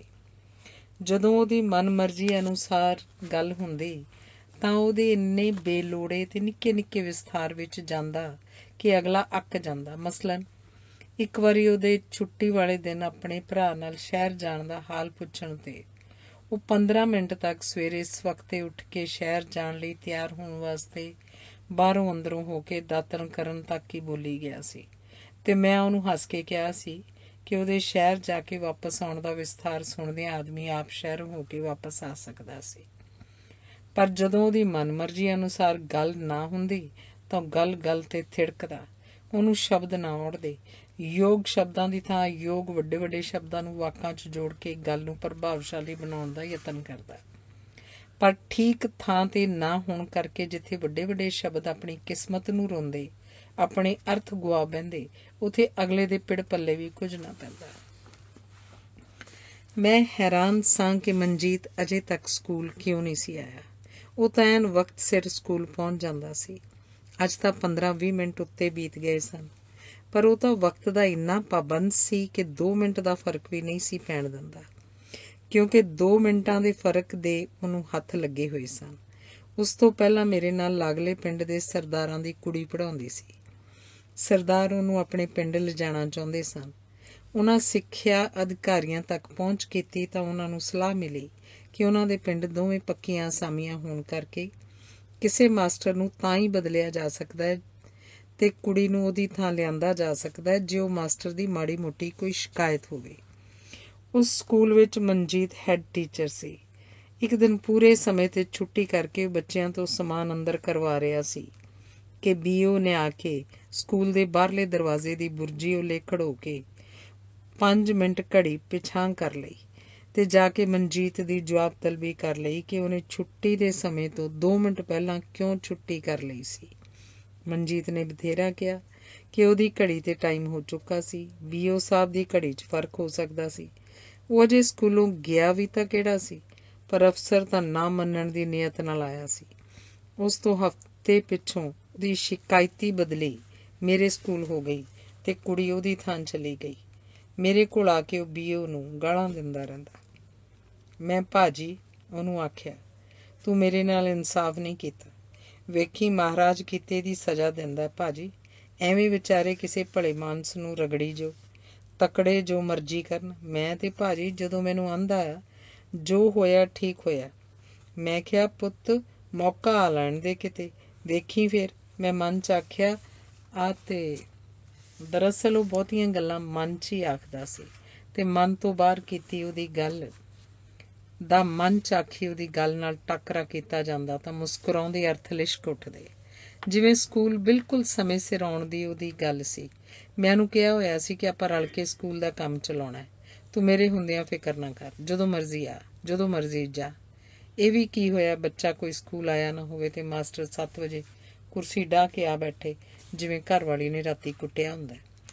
ਉਹ ਤੇ ਭਾਜੀ ਗੱਲ ਹੀ ਕੋਈ ਨਹੀਂ। ਤੁਹਾਡੇ ਹੁੰਦਿਆਂ ਆਪਾਂ ਨੂੰ ਕਾਹਦਾ ਖਤਰਾ? ਆਪਾਂ BO ਸ਼ੀਓ ਨੂੰ ਕੀ ਜਾਣਦੇ ਆ? ਮੈਂ ਤਾਂ ਉਂਝ ਜਾਣਾ ਵੀ ਮਨਾ ਜੇ ਆਉਣਾ ਹੀ ਆ ਤਾਂ 2 ਮਿੰਟ ਪਿੱਛੋਂ ਕੀ ਤੇ 2 ਮਿੰਟ ਪਹਿਲਾਂ ਕੀ। ਹੁਣ 7 ਵਜੇ ਵੀ ਆਉਣਾ ਹੋਇਆ, 9 ਵਜੇ ਵੀ ਆਉਣਾ ਹੋਇਆ। ਵੇਖੋ ਨਾ ਦਫ਼ਤਰ ਘਰ ਦੇ ਲਾਗੇ ਆ, ਭਾਵੇਂ ਆਪਾਂ ਉਹਨੂੰ ਕੀ ਜਾਣਦੇ ਆ। ਪਰ ਭਾਜੀ ਤੁਸੀਂ ਸਿਆਣੇ ਹੋ, ਜੇ ਅੱਡੇ ਤੇ BO ਵੇਖ ਲਵੇ, BO ਨਾ ਸਹੀ ਉਹਦਾ ਕਲਰਕ ਹੀ ਵੇਖ ਲਵੇ, ਚਲੋ ਕਲਰਕ ਵੀ ਛੱਡੋ, ਚਪੜਾਸੀ ਵੇਖ ਲਵੇ, ਉਂਝ ਆਪਾਂ ਨੂੰ ਕਿਸੇ ਕੰਜਰ ਦਾ ਡਰ ਨਹੀਂ। ਪਰ ਫਿਰ ਵੀ ਜੇ ਉਹ ਆਖੇ ਮਨਜੀਤ ਸਿੰਘ ਤੇਰੀ ਐਡੀ ਦਾੜੀ ਤੇ ਤੂੰ ਡਿਊਟੀ ਤੇ ਟਾਈਮ ਸਿਰ ਨਹੀਂ ਜਾਂਦਾ, ਆਪਾਂ ਭਾਜੀ ਕਿਸੇ ਦੀ ਗੱਲ ਕਿਉਂ ਖਵਾਈਏ, ਹੈ ਕਿ ਨਹੀਂ? ਤੇ ਉਹ ਫਿਕਸਰ ਲੱਗੀ ਦਾੜੀ ਨੂੰ ਹੱਥ ਲਾਉਂਦਾ। ਪਤਾ ਨਹੀਂ ਆਪਣੀ ਨਿੱਕੀ ਨਿੱਕੀ ਦਾੜੀ ਦੇ ਐਡੇ ਵੱਡੇ ਹੋਣ ਦੇ ਮਿਹਣੇ ਦਾ ਅਹਿਸਾਸ ਉਹਨੂੰ ਕਿਹੋ ਜਿਹਾ ਸੀ। ਪਰ ਉਹ ਕਈ ਵਾਰ ਗੱਲ ਨੂੰ ਸਮੇਟਣ ਲਈ ਦਾੜੀ ਦਾ ਆਸਰਾ ਲੈਂਦਾ। ਉਹ ਵੀ ਉਦੋਂ ਜਦੋਂ ਦੁਚਿੱਤੀ ਜਾਂ ਘਬਰਾਹਟ 'ਚ ਹੁੰਦਾ। ਇਹ ਉਹ ਸਮਾਂ ਹੁੰਦਾ ਜਦੋਂ ਉਹਦੇ ਕੋਲ ਕਹਿਣ ਲਈ ਕੋਈ ਗੱਲ ਨਾ ਹੁੰਦੀ, ਪਰ ਉਹ ਫਿਰ ਵੀ ਕਹਿਣਾ ਚਾਹੁੰਦਾ। ਮੈਂ ਉਹਦੇ ਐਡੀ ਐਡੀ ਦਾੜੀ ਵਿਚਲੇ ਮਾਣ ਦੀ ਤਹਿ ਵਿੱਚ ਜਾਣ ਲਈ ਇੱਕ ਦਿਨ ਜਾਣ ਬੁੱਝ ਕੇ 20 ਮਿੰਟ ਪਹਿਲਾਂ ਛੁੱਟੀ ਕਰ ਦਿੱਤੀ ਅਤੇ ਉਹਨੂੰ ਕਿਹਾ ਕਿ ਮੈਂ ਉਹਦੇ ਨਾਲ ਹੀ ਅੱਡੇ ਨੂੰ ਜਾਵਾਂਗਾ, ਕਿਉਂਕਿ ਮੈਨੂੰ ਬਲਾਕ ਸਿੱਖਿਆ ਦਫ਼ਤਰ 'ਚ ਕੋਈ ਕੰਮ ਹੈ। ਮੇਰੀ ਇੱਛਾ ਸੀ ਕਿ ਉਹ ਵੀ ਤਾੜ ਗਿਆ ਸੀ ਕਿ ਮੈਂ ਉਹਨੂੰ ਸਕੂਲ ਦੀ ਛੁੱਟੀ ਦੇ ਸਮੇਂ ਤੋਂ ਪਹਿਲਾਂ ਦਫ਼ਤਰ ਲੈ ਜਾਣਾ ਚਾਹੁੰਦਾ ਸਾਂ। ਛੁੱਟੀ ਹੁੰਦਿਆਂ ਹੀ ਉਸ ਘੜੀ ਵੇਖੀ, ਫਿਰ ਮੇਰੇ ਵੱਲ ਵੇਖਿਆ, ਪਰ ਬੋਲਿਆ ਕੁਝ ਨਾ। ਚੱਲ ਚੱਲ ਛੇਤੀ ਕਰ, ਤੂੰ ਟਾਈਮ ਦਾ ਫਿਕਰ ਨਾ ਕਰ, ਮੈਂ ਤੇਰੇ ਨਾਲ ਹਾਂ, ਸਾਈਕਲ ਫੜ ਤੂੰ। ਨਹੀਂ ਨਹੀਂ, ਚਲੋ ਚਲੋ, ਗੱਲ ਹੀ ਕੋਈ ਨਹੀਂ। ਉਹ ਖੱਬੀ ਅਰਕ ਨਾਲ ਪਤਲੇ ਲੱਕ ਤੋਂ ਹੇਠਾਂ ਢਿਲਕਦੀ ਪੈਂਟ ਨੂੰ ਤਾਂਹ ਕਰਨ ਲੱਗਾ। ਰੱਖੋ ਇਹ ਮੁੰਡਿਓ, ਨਲਕੇ ਦੀ ਹੱਥੀ ਲਾ ਕੇ ਉਹਨਾਂ ਚਿਰ ਅੰਦਰ। ਆਪਾਂ ਭਲਾ ਭਾਜੀ ਪਿਸ਼ਾਬ ਨਾ ਕਰ ਆਈਏ 2 ਮਿੰਟ। ਅਤੇ ਉਹ ਬਾਹਰ ਖੇਤਾਂ ਵੱਲ ਪਿਸ਼ਾਬ ਕਰਨ ਤੁਰ ਪਿਆ। ਪਿਸ਼ਾਬ ਕਰਕੇ ਪੈਂਟ ਦੇ ਬਟਨ ਬੰਦ ਕਰਦਿਆਂ ਮੈਂ ਵੇਖਿਆ ਉਹ ਬੜੀ ਚਲਾਕੀ ਨਾਲ ਫੇਰ ਘੜੀ ਵੇਖ ਰਿਹਾ ਸੀ। ਵਾਪਸ ਆਇਆ ਤਾਂ ਨਲਕੇ 'ਤੇ ਹੱਥ ਸਾਫ਼ ਕਰਨ ਚਲਾ ਗਿਆ, ਪਰ ਹੱਥੀ ਤਾਂ ਮੁੰਡਿਆਂ ਉਤਾਰ ਕੇ ਰੱਖ ਲਈ ਸੀ। ਓਏ ਲਿਆਇਓ ਓਏ ਮੁੰਡਿਓ ਹੱਥੀ, ਅੱਗੇ ਦੇਰ ਹੋ ਰਹੀ ਹੈ, ਭਾਜੀ ਹੋਰੀ ਡੀਕਣ ਡਏ ਨੇ। ਇਹ ਸਾਰਾ ਕੁਝ ਤਾਂ 5 ਮਿੰਟਾਂ 'ਚ ਹੋ ਗਿਆ ਸੀ। 5ਵੀਂ ਦੇ ਸਕੂਲ ਬੰਦ ਕਰਨ ਲਈ ਠਹਿਰੇ ਬੱਚਿਆਂ ਤੋਂ ਬਿਨਾਂ ਸਾਰੇ ਬੱਚੇ ਜਾ ਚੁੱਕੇ ਸਨ। ਸਾਈਕਲ ਉਤਾਰ ਕੇ ਉਹਨੇ ਫੂਕ ਵੇਖੀ। ਭਾਜੀ ਫੂਕ ਨਾ ਭਰ ਲਈਏ? ਜੀਤੇ ਕੋਲੋਂ ਪੰਪ ਮੰਗਾ ਕੇ। ਉਹ ਜੀਤਿਆ, ਗੱਲ ਸੁਣ, ਘੱਟ ਫੂਕ ਹੋਵੇ ਤਾਂ ਟਾਇਰ ਦਾ ਨਾਸ ਪੁੱਟਿਆ ਜਾਂਦਾ। ਤੁਸੀਂ ਵੀ ਭਾਜੀ ਆਪਣੇ ਸਾਈਕਲ ਦਾ ਧਿਆਨ ਨਹੀਂ ਰੱਖਦੇ। ਵੇਖੋ ਟਾਇਰਾਂ ਨੂੰ ਕਿਵੇਂ ਮਿੱਟੀ ਚੰਬੜੀ ਆ। ਤੁਸੀਂ ਸਕੂਟਰ ਲੈਣ ਨੂੰ ਫਿਰਦੇ ਤਾਂ ਜੇ, ਪਰ ਉਹਦੀ ਸਾਂਭ ਵੀ ਤੁਹਾਤੋਂ ਹੋਣੀ ਨਹੀਂ। ਮੈਂ ਉਹਨੂੰ ਗੱਲਾਂ ਕਰਨ ਤੇ ਫੂਕ ਭਰਨ ਤੋਂ ਵਰਜ ਦਿੱਤਾ। ਉਹਨੂੰ ਇਹ ਵੀ ਕਿਹਾ ਕਿ ਅੱਜ ਅੱਡੇ 'ਤੇ ਜਿੱਥੇ ਉਹਦਾ ਨਿਵਾਸ ਸਥਾਨ ਹੈ ਜਾਣ ਕਰਕੇ ਕਿਤੇ ਉਹ ਚਾਹ ਪਾਣੀ ਪਿਆਉਣ ਤੋਂ ਤਾਂ ਨਹੀਂ ਡਰਦਾ। ਲਓ ਭਾਜੀ, ਆਹ ਤੇ ਕੋਈ ਗੱਲ ਨਾ ਹੋਈ। ਵਾਧੂ ਚਾਹ, ਤੁਹਾਡੇ ਨਾਲੋਂ ਚਾਹ ਚੰਗੀ ਹੈ। ਲਓ ਪਵੇ ਢੱਠੇ ਖੂਹ 'ਚ ਸਾਈਕਲ, ਚਲੋ ਤੁਰੋ, ਤੁਸੀਂ ਅੱਗੇ ਲਾਓ। ਉਹ ਮੇਰੇ ਪਿੱਛੇ ਬੜੀ ਹੌਲੀ ਹੌਲੀ ਸਾਈਕਲ ਚਲਾ ਰਿਹਾ ਸੀ। ਮੈਂ ਸਾਰੀ ਗੱਲ ਸਮਝਦਾ ਸਾਂ। 5 ਮਿੰਟਾਂ ਦਾ ਰਾਹ ਉਸ 10 ਮਿੰਟਾਂ 'ਚ ਮੁੱਕ ਆਇਆ ਸੀ। ਪੱਕੀ ਸੜਕ 'ਤੇ ਚੜ੍ਹਦਿਆਂ ਇੱਕ ਵਾਰੀ ਫੇਰ ਪਿਸ਼ਾਬ ਕਰਨ ਲਈ ਖੜੋ ਗਿਆ। ਮੈਂ ਵੀ ਸਕੂਲ ਟਾਈਮ ਵਿੱਚ ਉਹਨੂੰ ਦਫ਼ਤਰ ਲਿਜਾਣ 'ਤੇ ਤੁਲਿਆ ਹੋਇਆ ਸਾਂ। ਛੇਤੀ ਕਰ, ਅੱਜ ਬੜਾ ਢਿੱਲਾ ਹੈ। ਉਹਨੂੰ ਨਾਲ ਮਿਲਾਉਣ ਲਈ ਖੜ੍ਹਾ ਹੋ ਕੇ ਮੈਂ ਸ਼ਹਿਰ ਨੂੰ ਜਾਣ ਲਈ ਖੜੋਤੀ ਬੱਸ ਦੀਆਂ ਸਵਾਰੀਆਂ ਵੇਖਣ ਲੱਗਾ। ਉਹ ਮਿਲਿਆ ਤਾਂ ਅਸੀਂ ਤੁਰ ਪਏ। ਮੈਂ ਕਾਫੀ ਅੱਗੇ ਨਿਕਲ ਗਿਆ ਸਾਂ ਜਦੋਂ ਦੂਰ ਪਿੱਛੋਂ ਮਨਜੀਤ ਦੀ ਆਵਾਜ਼ ਸੁਣਾਈ ਦਿੱਤੀ। ਭਾਜੀ ਤੁਸੀਂ ਦਫ਼ਤਰੋਂ ਓਨਾ ਚਿਰ ਕੰਮ ਕਰ ਲਓ, ਮੈਂ ਤੁਰਿਆ ਆਉਣਾ, ਫਿਰ ਘਰ ਨੂੰ ਚੱਲਾਂਗੇ। ਮੈਨੂੰ ਰਤਾ ਐਂ ਭੁਲੇਖਾ ਜਿਹਾ ਪਿਆ ਸੀ ਜਿਵੇਂ ਉਸ ਬੱਸ 'ਚ ਬੀਬੀ ਬੈਠੀ ਹੁੰਦੀ ਆ। ਮੈਂ ਹੁਣੇ ਪਤਾ ਕਰਕੇ ਆਇਆ। ਅਤੇ ਉਹ ਬਿਨਾਂ ਮੇਰਾ ਕੋਈ ਉੱਤਰ ਉਡੀਕਿਆਂ ਇੱਕਦਮ ਸਾਈਕਲ ਵਾਪਸ ਮੋੜ ਕੇ ਬੜੀ ਫੁਰਤੀ ਨਾਲ ਭਜਾ ਕੇ ਲੈ ਗਿਆ। ਉਹ ਆਇਆ ਨਹੀਂ ਸੀ ਅਤੇ ਮੈਂ ਬੈਠਾ ਸੋਚ ਰਿਹਾ ਸਾਂ ਕਿ ਉਹ ਕਿਵੇਂ ਮੇਰੇ ਹੱਥਾਂ 'ਚੋਂ ਹੀ ਨਹੀਂ, ਜਿਸ ਨਾਲ ਹੀ ਗੱਲ ਕਰਦਾ ਉਹਦੇ ਕੋਲੋਂ ਤਿਲਕ ਜਾਣ ਦੇ ਯਤਨ ਵਿੱਚ ਰਹਿੰਦਾ। ਪਰ ਉਹਦੀ ਤਰਲਤਾ ਸ਼ਾਇਦ ਇੰਨੀ ਠੋਸ ਸੀ ਕਿ ਉਹ ਸਮਝਦਾ ਉਹ ਵਾਲ ਬਚ ਕੇ ਨਿਕਲ ਗਿਆ, ਪਰ ਅਗਲਾ ਸਮਝਦਾ ਉਹਦੀ ਮੁੱਠੀ 'ਚ ਹੈ। ਕੁਝ ਅਜਿਹੀ ਸ਼ਖਸੀਅਤ ਸੀ ਉਹਦੀ। ਮੈਨੂੰ ਯਾਦ ਆਇਆ, ਅਧਿਆਪਕਾਂ ਦੀ ਕੋਈ ਹੜਤਾਲ ਹੋ ਰਹੀ ਸੀ। ਬਲਾਕ ਦਾ ਪ੍ਰਧਾਨ ਆਇਆ, ਆਪਣਾ ਲੈਕਚਰ ਝਾੜ ਗਿਆ। ਅਧਿਆਪਕ ਵਰਗ ਦੀਆਂ ਮੰਗਾਂ ਤੇ ਉਹਨਾਂ ਦੀ ਪ੍ਰਾਪਤੀ ਲਈ ਸੰਘਰਸ਼ ਦੀ ਜ਼ਰੂਰੀ ਲੋੜ 'ਤੇ ਲੰਮਾ ਸਮਾਂ ਬੋਲਦਾ ਰਿਹਾ। ਮੈਂ ਮਨਜੀਤ ਦਾ ਦਿਲ ਟੋਹਣ ਲਈ ਪੁੱਛਿਆ, ਕਿਵੇਂ ਫਿਰ ਕਰਨੀ ਹੈ ਹੜਤਾਲ? ਲਓ ਭਾਜੀ ਕਰਾਂਗੇ, ਕਰਨੀ ਕਿਉਂ ਨਹੀਂ? ਭਰਾਵਾਂ ਤੋਂ ਪਿੱਛੇ ਥੋੜ੍ਹਾ ਰਹਿਣਾ। ਨਾਲੇ ਜਿਵੇਂ ਤੁਸੀਂ ਆਖੋ, ਉਹ ਮਾਸਟਰ ਕੰਸਰਾਜ ਕੀ ਕਹਿੰਦਾ ਹੁੰਦਾ ਹੈ, ਹਮਾ ਯਾਰਾਂ ਦੋਜ਼ਖ ਹਮਾ ਯਾਰਾਂ ਬਹਿਸ਼ਤ। ਸਾਰੇ ਅਧਿਆਪਕ ਅਗਲੇ ਦਿਨ ਸੈਂਟਰ ਸਕੂਲ ਵਿੱਚ ਇਕੱਠੇ ਹੋ ਗਏ। ਰਜਿਸਟਰਾਂ 'ਤੇ ਕਿਸੇ ਨੇ ਵੀ ਹਾਜ਼ਰੀ ਨਹੀਂ ਸੀ ਲਾਈ, ਨਾ ਹੀ ਹੜਤਾਲ ਭਰੀ ਸੀ। ਸਭ ਇੱਕ ਦੂਜੇ ਤੋਂ ਵੱਧ ਚੜ੍ਹ ਕੇ ਗੱਲਾਂ ਕਰ ਰਹੇ ਸਨ। ਮਨਜੀਤ ਵੀ ਪੂਰੇ ਜੋਸ਼ ਵਿੱਚ ਸੀ। ਉਹ ਆਹੋ ਭਾਜੀ, ਕਦੀ ਝੰਡੀਆਂ ਘਲਾ ਦਿਓ, ਕਦੀ ਟਿਕਟਾਂ ਘਲਾ ਦਿਓ, ਕਦੀ ਤਨਖਾਹ ਕੱਟ ਲਓ, ਕਦੀ ਆਹੋ। ਤੇ ਇੰਨੇ ਚਿਰ 'ਚ BO ਦਾ ਚਪੜਾਸੀ ਆ ਗਿਆ। ਉਹ ਸੌਂਦਿਆਂ ਕਿਹਾ ਵੀ ਜਿਨ੍ਹਾਂ ਹੜਤਾਲ ਕੀਤੀ ਹੈ ਉਹ ਆਪਣੇ ਨਾਂ ਲਿਖ ਦਿਓ, ਨਾਲ ਸਕੂਲ ਦਾ ਨਾਂ ਵੀ। ਲਿਸਟ ਤਾਂ ਭੇਜਣੀ ਹੈ, ਮੈਂ ਉਹਨਾਂ ਚਿਰ ਅਗਲੇ ਸੈਂਟਰ 'ਚ ਹੋ ਆਵਾਂ।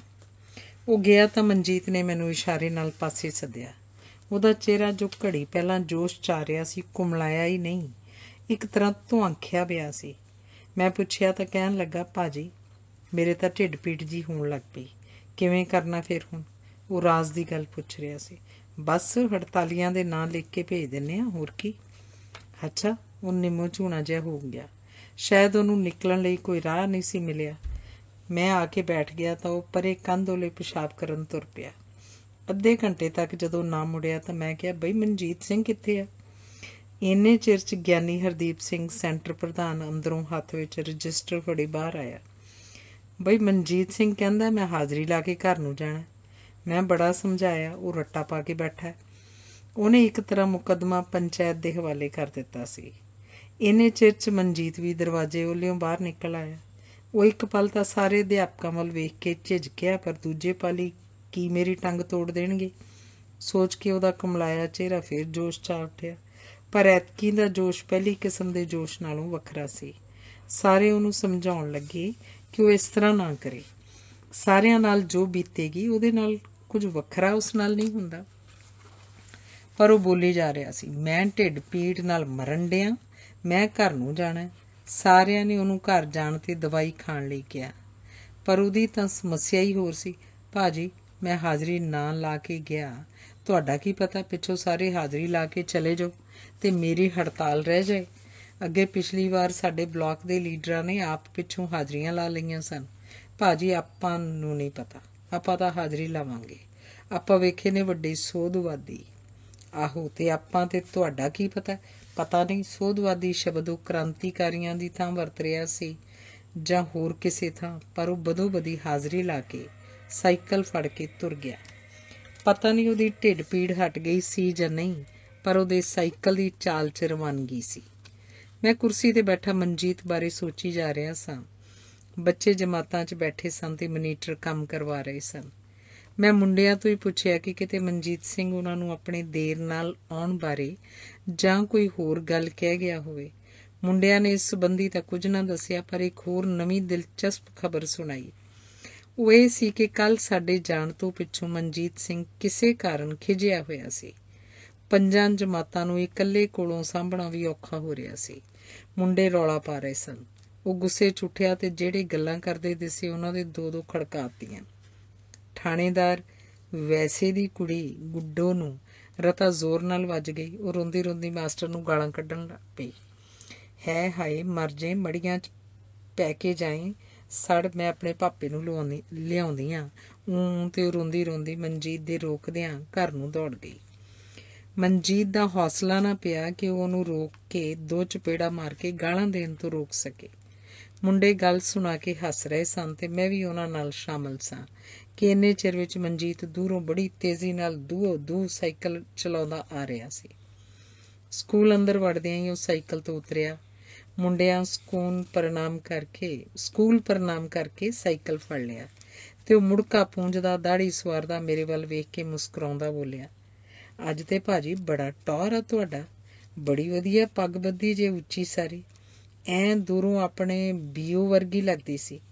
ਨਾਲੇ ਤੁਸੀਂ ਕਿਹੜੇ ਅਫਸਰਾਂ ਤੋਂ ਘੱਟ ਹੋ। ਉਹ ਹੱਸਦਾ ਹੱਸਦਾ ਮੇਰੇ ਲਾਗੇ ਕੁਰਸੀ 'ਤੇ ਬੈਠ ਗਿਆ। ਮੈਂ ਲੇਟ ਆਉਣ ਬਾਰੇ ਪੁੱਛਿਆ ਤਾਂ ਉਸ ਦੱਸਿਆ ਕਿ ਐਵੇਂ ਘਰ ਬੁੱਢੜੇ ਨਾਲ ਝਗੜ ਪਿਆ ਸੀ। ਉਹਨੂੰ ਇਤਰਾਜ਼ ਸੀ ਕਿ ਉਹਦੇ ਛੋਟੇ ਦੋਵੇਂ ਭਰਾ ਪੈਸੇ ਜੋੜੀ ਜਾਂਦੇ ਸਨ ਤੇ ਘਰ ਭੇਜਦੇ ਨਹੀਂ ਸਨ, ਪਰ ਆਪ ਉਹ ਇੰਨੇ ਚਿਰ ਤੋਂ ਪੈਸੇ ਕਮਾ ਕੇ ਸਾਂਝੇ ਘਰ 'ਚ ਖਰਚਦਾ ਆ ਰਿਹਾ ਸੀ। ਉੱਤੋਂ ਬੱਚਿਆਂ ਦੀ ਪੜ੍ਹਾਈ ਦਾ ਖਰਚਾ ਆ ਪਿਆ ਸੀ। ਉਹ ਕੋਈ ਪੈਸਾ ਜੋੜ ਨਹੀਂ ਸੀ ਸਕਿਆ। ਕੱਲ੍ਹ ਨੂੰ ਧੀ ਦਾ ਵਿਆਹ ਵੀ ਤਾਂ ਕਰਨਾ ਸੀ। 7ਵੀਂ ਵਿੱਚ ਹੋ ਗਈ ਸੀ, ਪਰ ਭਰਾ ਆਪਣਾ ਕੰਮ ਕੱਢ ਕੇ ਪਾਸੇ ਹੋ ਬੈਠੇ ਸਨ। ਮਨਜੀਤ ਨੂੰ ਇਸ ਬਾਰੇ ਸਖਤ ਇਤਰਾਜ਼ ਸੀ। ਉਸ ਰਾਤੀ ਬੁੱਢੇ ਨਾਲ ਇਸ ਗੱਲ ਦਾ ਜ਼ਿਕਰ ਕੀਤਾ ਤੇ ਸਵੇਰੇ ਫੇਰ ਉੱਠਦਿਆਂ ਹੀ ਇਸ ਮਸਲੇ ਨੂੰ ਲੈ ਕੇ ਗਰਮਾ ਗਰਮੀ ਹੋ ਗਈ। ਮਨਜੀਤ ਹਿਰਖਿਆ ਹੋਇਆ ਕਹਿ ਰਿਹਾ ਸੀ, ਦੱਸੋ ਭਾਜੀ, ਜਦੋਂ ਜੋੜਨ ਦਾ ਵੇਲਾ ਸੀ ਉਦੋਂ ਮੈਂ ਇਹਨਾਂ ਨੂੰ ਖੁਆਉਂਦਾ ਰਿਹਾ ਤੇ ਹੁਣ ਬੁੱਢੇ ਨੂੰ ਕਿਹਾ ਤਾਂ ਉਹ ਆਂਦਾ ਤੂੰ ਵੀ ਜੋੜ ਲੈ। ਆਖੇ ਮੈਂ ਕੀ ਕਰਾਂ? ਬੰਦਾ ਪੁੱਛੇ ਤੂੰ ਨਹੀਂ ਤਾਂ ਹੋਰ ਕਿਹਨੇ ਕਰਨਾ ਹੈ ਕਿ ਨਹੀਂ? ਵੱਢ ਦੇਣ ਵਾਲਾ। ਮੇਰੇ ਤਾਂ ਭਾਜੀ ਸਿਰ ਪੀੜ ਹੋਣ ਲੱਗ ਪਈ। ਡਾਕਟਰ ਤੋਂ ਦਵਾਈ ਲੈਂਦਿਆਂ ਦੇਰ ਹੋ ਗਈ। ਮੈਂ ਵੇਖਿਆ ਉਹਨੇ ਵੀ ਅੱਜ ਨਵੀਂ ਪੈਂਟ ਪਾਈ ਸੀ। ਪੈਂਟ ਪੁਰਾਣੀ ਸੀ, ਨਵੀਂ ਤੋਂ ਭਾਵ ਇਹ ਸੀ ਕਿ ਪੈਂਟ ਪਹਿਲਾਂ ਕਦੀ ਪਾ ਕੇ ਉਹ ਸਕੂਲ ਨਹੀਂ ਸੀ ਆਇਆ। ਹੋ ਸਕਦਾ ਸੀ ਭਲਾਈ ਵਿੱਚ ਕੰਮ ਕਰਦੇ ਉਹਦੇ ਕਿਸੇ ਭਰਾ ਨੇ ਉਹਨੂੰ ਦਿੱਤੀ ਹੋਵੇ। ਅੱਗੇ ਆਪਣੇ ਬੂਟ ਵੀ ਉਹਦਾ ਛੋਟਾ ਭਰਾ ਉਹਨੂੰ ਦੇ ਗਿਆ ਸੀ। ਮੈਂ ਉਹਦਾ ਧਿਆਨ ਪਾਸੇ ਪਾਉਣ ਲਈ ਕਿਹਾ, ਮਨਜੀਤ ਸਿਆਂ, ਪੈਂਟ ਤਾਂ ਤੇਰੀ ਵੀ ਬੜੀ ਵਧੀਆ, ਪਰ ਭਾ ਕਦੇ ਅੱਗੇ ਪਾਈ ਨਹੀਂ ਜਦੋਂ ਦਾ ਇੱਥੇ ਆਇਆ। ਮੈਂ ਸੋਚਦਾ ਸਾਂ ਕਿ ਉਹ ਆਖੇਗਾ ਕਿ ਉਹਦਾ ਪਿਛਲੇ ਦਿਨੀ ਆਇਆ ਭਰਾ ਦੇ ਗਿਆ ਸੀ, ਪਰ ਉਹ ਕਹਿਣ ਲੱਗਾ, ਉਂਜੀ ਭਾਜੀ, ਐਵੇਂ ਬੜੇ ਚਿਰ ਦੀ ਟਰੰਕਾਂ 'ਚ ਪਈ ਸੀ, ਬਣਾ ਕੇ ਰੱਖੀ ਹੋਈ। ਮੈਂ ਆਖਿਆ, ਚੱਲ ਹੁਣ ਇਹਨੂੰ ਵੀ ਪਾਇਆ ਜਾਏ, ਐਵੇਂ ਪਈ ਖਰਾਬ ਹੋਣ ਡਈ ਆ। ਮੈਂ ਕੱਲ੍ਹ ਦੀ ਬਟੂਏ ਵਾਲੀ ਗੱਲ ਉਹਨੂੰ ਕਹਿਣ ਲਈ ਮੁਨਾਸਬ ਵਕਤ ਦੀ ਤਾਕ ਵਿੱਚ ਸਾਂ ਕਿ ਥਾਣੇਦਾਰ ਵੈਸੇ ਆਪਣੀ ਕੁੜੀ ਨੂੰ ਲੈ ਕੇ ਸਕੂਲ ਆ ਧਮਕਿਆ। ਉਹ BSF 'ਚੋਂ ਡਿਸਮਿਸ ਕੀਤਾ ਹੋਇਆ ਸੀ। ਹਰ ਗੱਲ ਨਾਲ ਵੈਸੇ ਕਹਿਣ ਦੀ ਆਦਤ ਤੋਂ ਪਿੰਡ ਦੇ ਲੋਕਾਂ ਨੇ ਉਹਦਾ ਨਾਂ ਹੀ ਥਾਣੇਦਾਰ ਵੈਸੇ ਧਰ ਦਿੱਤਾ ਸੀ। ਮੈਂ ਉਸ ਨਾਲ ਕੱਲ੍ਹ ਦੀ ਕੁੜੀ ਦੀ ਵਧੀਕੀ ਬਾਰੇ ਗੱਲ ਕੀਤੀ ਤੇ ਉਹਨੂੰ ਘਰੋਂ ਦਬਕਾ ਕੇ ਰੱਖਣ ਤੇ ਮਾਸਟਰਾਂ ਦੀ ਇੱਜ਼ਤ ਕਰਨ ਲਈ ਕਿਹਾ। ਕੁੜੀ ਨੂੰ ਵੀ ਕੋਲ ਸੱਦ ਕੇ ਝਿੜਕਿਆ। ਥਾਣੇਦਾਰ ਵੀ ਕੁੜੀ ਕੋਲੋਂ ਮਾਫ਼ੀ ਮੰਗਵਾਉਣ ਆਇਆ ਸੀ। ਇਹ ਸਭ ਕੁਝ ਹੋ ਜਾਣ ਪਿੱਛੋਂ ਮਨਜੀਤ ਸਿੰਘ ਦੇ ਸਿਰ ਤੋਂ ਵੀ ਜਿਵੇਂ ਕੋਈ ਭਾਰ ਜਿਹਾ ਲੱਥ ਗਿਆ ਸੀ। ਸੁਲ੍ਹਾ ਸਫਾਈ ਤੋਂ ਪਿੱਛੋਂ ਥਾਣੇਦਾਰ ਵੈਸੇ ਮੈਨੂੰ ਅੱਖ ਮਾਰ ਕੇ ਤੇ ਮਨਜੀਤ ਵੱਲ ਮੂੰਹ ਕਰਕੇ ਕਹਿਣ ਲੱਗਾ, ਵੇਖ ਲਾ ਮਾਸਟਰ, ਵੈਸੇ ਸਾਡੀ ਕੁੜੀ ਨੂੰ ਕਰ ਤੂੰ ਚੌਥੀ 'ਚ ਦਿੱਤਾ ਤੇ ਆਉਂਦਾ ਵੈਸੇ ਉਹਨੂੰ ਮਾਦਰ ਅਲਫਵੇ ਨਹੀਂ। ਤੁਸੀਂ ਵੈਸੇ ਪਾਸ ਤੇ ਮਾਪਿਆਂ ਨੂੰ ਪੁੱਛ ਕੇ ਕਰਿਆ ਕਰੋ। ਵੈਸੇ ਅਸੀਂ ਗੱਲਾਂ ਕਰ ਰਹੇ ਸਾਂ ਕਿ ਬੱਚੇ ਲਵਾਇਆ ਹੋਇਆ ਦੁੱਧ ਲੈ ਕੇ ਆ ਗਏ। ਮਨਜੀਤ ਨੇ ਸਕੂਲ ਦੇ ਕਮਰੇ ਦੇ ਪਿੱਛੇ ਚੁੱਲ੍ਹਾ ਬਣਵਾਇਆ ਹੋਇਆ ਸੀ ਤੇ ਕੁੜੀਆਂ ਨੂੰ ਨਾਲ ਲੈ ਕੇ ਉਹੋ ਹੀ ਦੁੱਧ ਗਰਮ ਕਰਵਾਉਂਦਾ ਹੁੰਦਾ ਸੀ।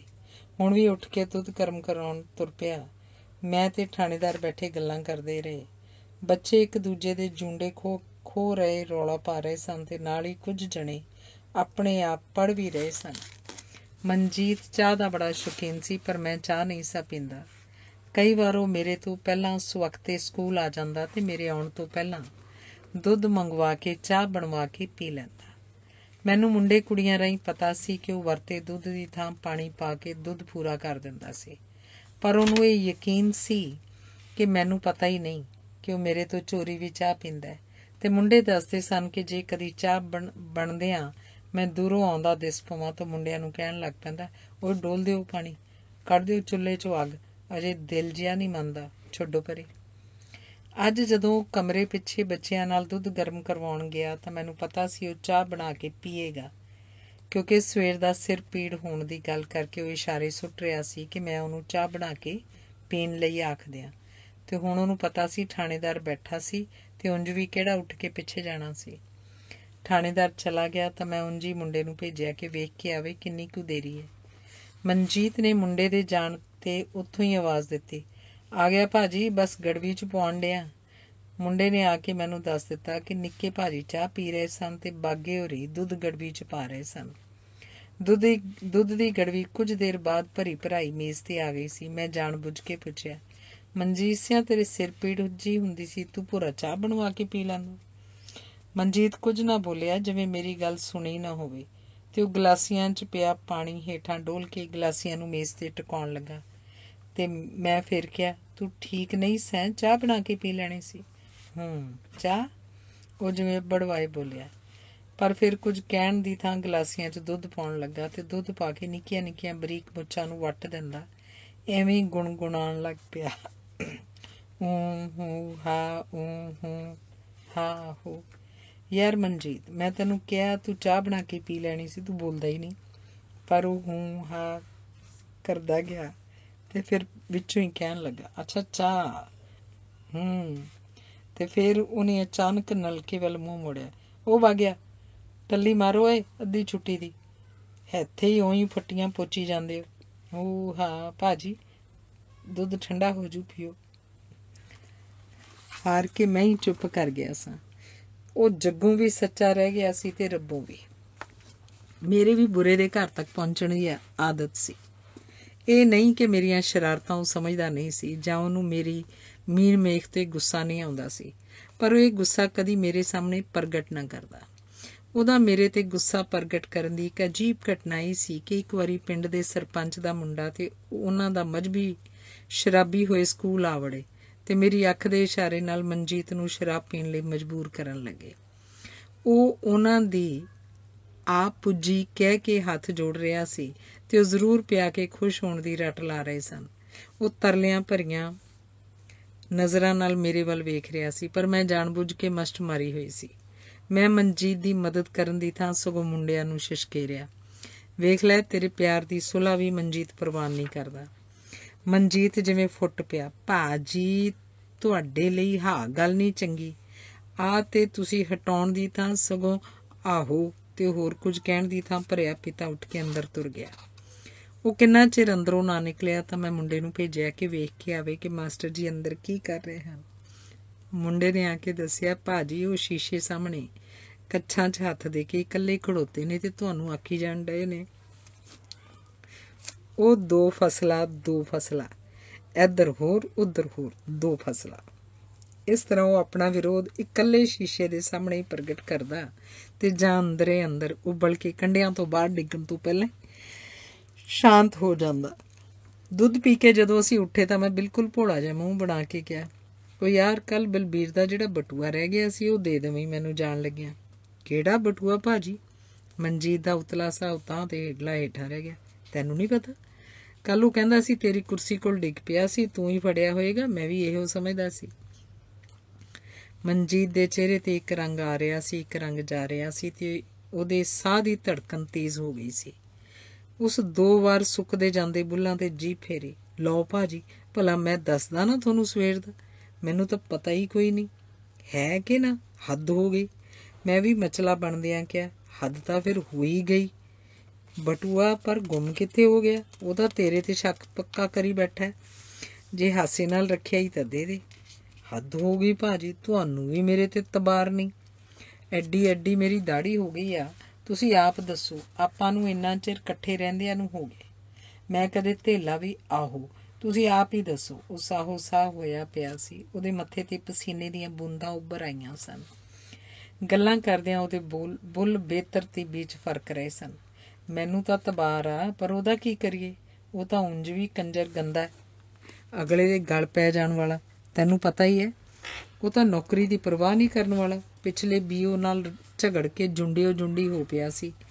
ਮੈਂ ਇੱਕ ਪਲ ਲਈ ਰੁਕਿਆ, ਫਿਰ ਮੈਂ ਝੂਠੀ ਮੁੱਠੀ ਉਹਦੀ ਧੀਰ ਬਣਾਉਣੀ ਚਾਹੀ।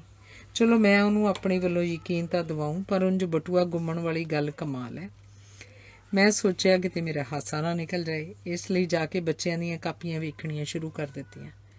ਮਨਜੀਤ ਕੁਰਸੀ 'ਚ ਇੱਕ ਤਰ੍ਹਾਂ ਡਿੱਗੀ ਪਿਆ। ਮੈਂ ਕਾਪੀਆਂ ਵੇਖ ਕੇ ਹਟਿਆ ਤਾਂ ਕੁਰਸੀ ਵੱਲ ਵੇਖਿਆ, ਮਨਜੀਤ ਸਿੰਘ ਉੱਥੇ ਨਹੀਂ ਸੀ। ਮੁੰਡਿਆਂ ਨੂੰ ਪੁੱਛਿਆ ਤਾਂ ਉਹਨਾਂ ਬਾਹਰ ਖੇਤਾਂ ਵੱਲ ਇਸ਼ਾਰਾ ਕੀਤਾ। ਉਹ ਪੈਂਟ ਬੰਨ੍ਹਦਾ ਆ ਰਿਹਾ ਸੀ। ਆਇਆ ਤਾਂ ਮੇਰੇ ਪੁੱਛਣ ਤੇ ਕਹਿਣ ਲੱਗਾ, ਭਾਜੀ ਤੁਹਾਡੀ ਬਟੂਏ ਵਾਲੀ ਗੱਲ ਸੁਣਦੇ ਮੇਰੇ ਤਾਂ ਢਿੱਡ 'ਚ ਵੱਟ ਜਿਹਾ ਉੱਠਿਆ।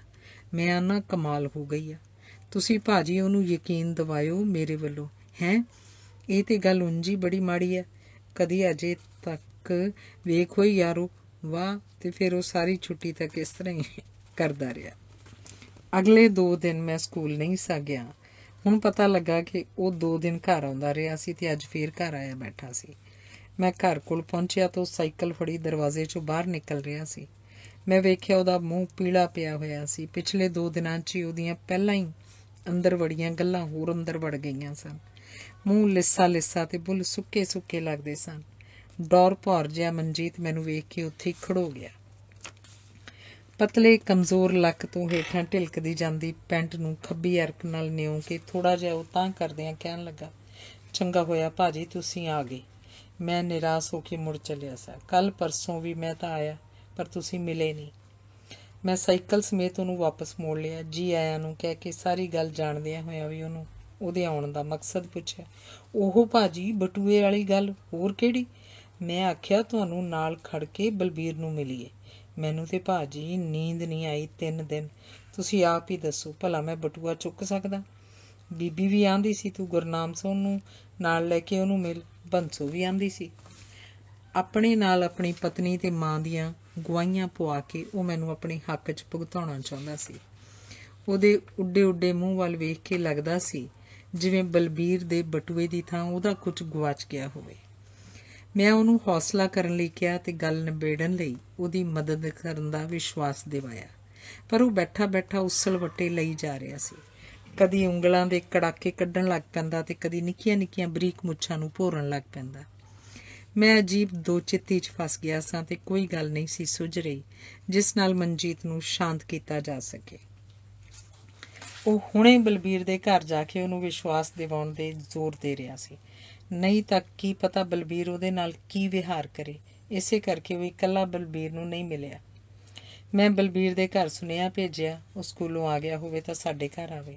ਤੁਸੀਂ ਆਪ ਦੱਸੋ ਭਾਜੀ, ਜੇ ਭਲਾ ਕਿਤੇ ਕਿਸੇ ਨੂੰ ਪਤਾ ਲੱਗ ਜੇ ਮੈਂ ਕਿਤੇ ਕੀ ਮੂੰਹ ਦਿਆਂ। ਅਗਲਿਆਂ ਤਾਂ ਇਹੋ ਆਖਣਾ, ਮਨਜੀਤ ਸਿਆ ਐਡੀ ਐਡੀ ਤੇਰੀ ਦਾੜੀ, ਤੂੰ ਇਹ ਕੀ ਕੰਮ ਕੀਤਾ।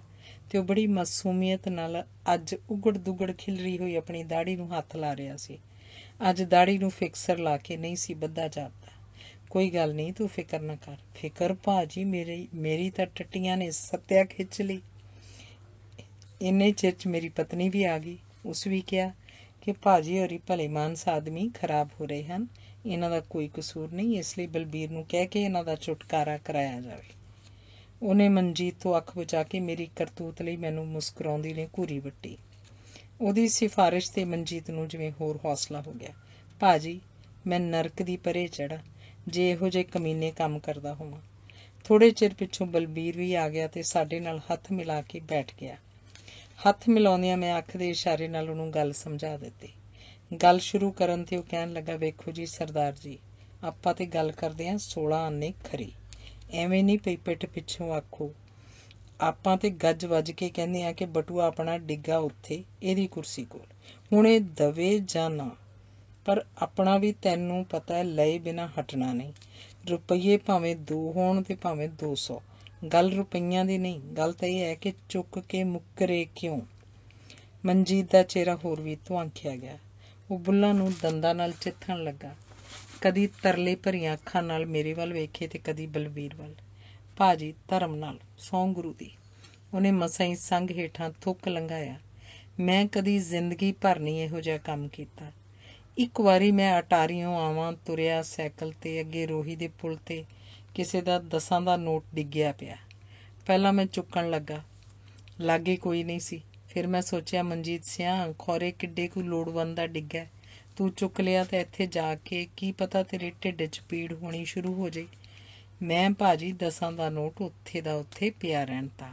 ਤੁਸੀਂ ਪਿੰਡ ਜਾ ਕੇ ਪੁੱਛ ਲਓ। ਚਲੋ ਪਿੰਡ, ਭਾਵੇਂ ਅਸੀਂ ਅੱਡੇ 'ਤੇ ਹੀ ਆ ਗਏ ਹਾਂ, ਪਰ ਫਿਰ ਵੀ ਤੁਸੀਂ ਪੁੱਛ ਹੀ ਲਓ ਕਿਸੇ ਨੂੰ ਵੀ ਮੇਰੇ ਬਾਰੇ ਕਿ ਤਾਰਾ ਸੋ ਮਿਸਤਰੀ ਦੇ ਮੁੰਡੇ ਨੇ ਅਜੇ ਤੱਕ ਕਦੀ ਕਿਸੇ ਦਾ ਬਟੂਆ ਚੁੱਕਿਆ। ਉਹ ਬਾਹਾਂ ਹਿਲਾਉਂਦਾ ਸਾਹ ਸਾਹ ਹੋਇਆ ਬੋਲੀ ਜਾ ਰਿਹਾ ਸੀ। ਮੈਂ ਗੱਲ ਨਿਬੇੜਨ ਦੀ ਨੀਅਤ ਨਾਲ ਕਿਹਾ, ਬਲਬੀਰ ਛੱਡ ਪਰੇ, ਇਹਦੇ ਹੈ ਨਹੀਂ ਵਿਚਾਰੇ ਕੋਲ। ਬਲਬੀਰ ਨੇ ਧੜੀ ਦਾ ਸਿਰ ਹਿਲਾਇਆ। ਆਪਾਂ ਨੂੰ ਤਾਂ ਬਟੂਆ ਚਾਹੀਦਾ। ਮਨਜੀਤ ਦਾ ਰੰਗ ਹੋਰ ਫੱਕ ਹੋ ਗਿਆ। ਜਾਂ ਤੂੰ ਸਹੁੰ ਦੇ ਇਹਦੀ ਥਾਂ 'ਤੇ ਭਈ ਇਹਨੇ ਬਟੂਆ ਨਹੀਂ ਚੁੱਕਿਆ, ਕਿਉਂ ਤਿਆਰ ਹੈ? ਮੈਂ ਅਣਮੰਨੇ ਜਿਹੇ ਰੌਂ 'ਚ ਚੁੱਪ ਕਰ ਗਿਆ। ਮਨਜੀਤ ਮੇਰੇ ਵੱਲ ਇਸ ਤਰ੍ਹਾਂ ਵੇਖਣ ਲੱਗਾ ਕਿ ਜਿਵੇਂ ਮੈਂ ਕੋਈ ਦੇਵਤਾ ਹੋਵਾਂ ਜਿਹੜਾ ਚਾਹਵਾਂ ਤੇ ਉਹਦਾ ਮੌਤ ਦੇ ਮੂੰਹ 'ਚੋਂ ਛੁਟਕਾਰਾ ਕਰਾ ਸਕਦਾ ਸਾਂ, ਜਾਂ ਜਿਵੇਂ ਉਹਦੀ ਜਾਨ ਤੇ ਇੱਜ਼ਤ ਮੇਰੇ ਹੱਥਾਂ 'ਚ ਹੋਵੇ। ਉਹਦੀਆਂ ਨਜ਼ਰਾਂ 'ਚ ਤਰਲਾ ਸੀ। ਮੈਂ ਉਹਨੂੰ ਉਠਾ ਕੇ ਪਾਸੇ ਲੈ ਗਿਆ। ਕਿਉਂ ਬਈ, ਵੇਖ ਲੈ, ਹੁਣ ਉਹ ਮੈਨੂੰ ਸਹੁੰ ਖਾਣ ਲਈ ਕਹਿੰਦਾ ਹੈ। ਜੇ ਤੂੰ ਕਹੇ ਤਾਂ ਮੈਂ ਸਹੁੰ ਖਾਣ ਨੂੰ ਤਿਆਰ ਹਾਂ, ਪਰ ਵੇਖ ਲੈ, ਸਹੁੰ ਭਾਵੇਂ ਸੱਚੀ ਹੋਵੇ ਤੇ ਭਾਵੇਂ ਝੂਠੀ, ਸਿਆਣੇ ਆਂਦੇ ਆ ਮਾੜੀ ਹੁੰਦੀ ਹੈ, ਪਰ ਜੇ ਝੂਠੀ ਸਹੁੰ ਚੁੱਕੀ ਜਾਵੇ, ਵੇਖ ਲਾ ਕਿਤੇ ਉਹ ਨਾ ਹੋਵੇ। ਮੇਰੀਆਂ ਗੱਲਾਂ ਸੁਣ ਕੇ ਉਹਦੇ ਚਿਹਰੇ ਦਾ ਤਣਾਅ ਕੁਝ ਢਿੱਲਾ ਹੋਇਆ। ਉਹਦਾ ਚਿਹਰਾ ਪਿਘਲਿਆ ਸੀ। ਬੋਲਣ ਲੱਗਾ ਤਾਂ ਉਹਦੇ ਬੁੱਲ ਫਰਕ ਰਹੇ ਸਨ।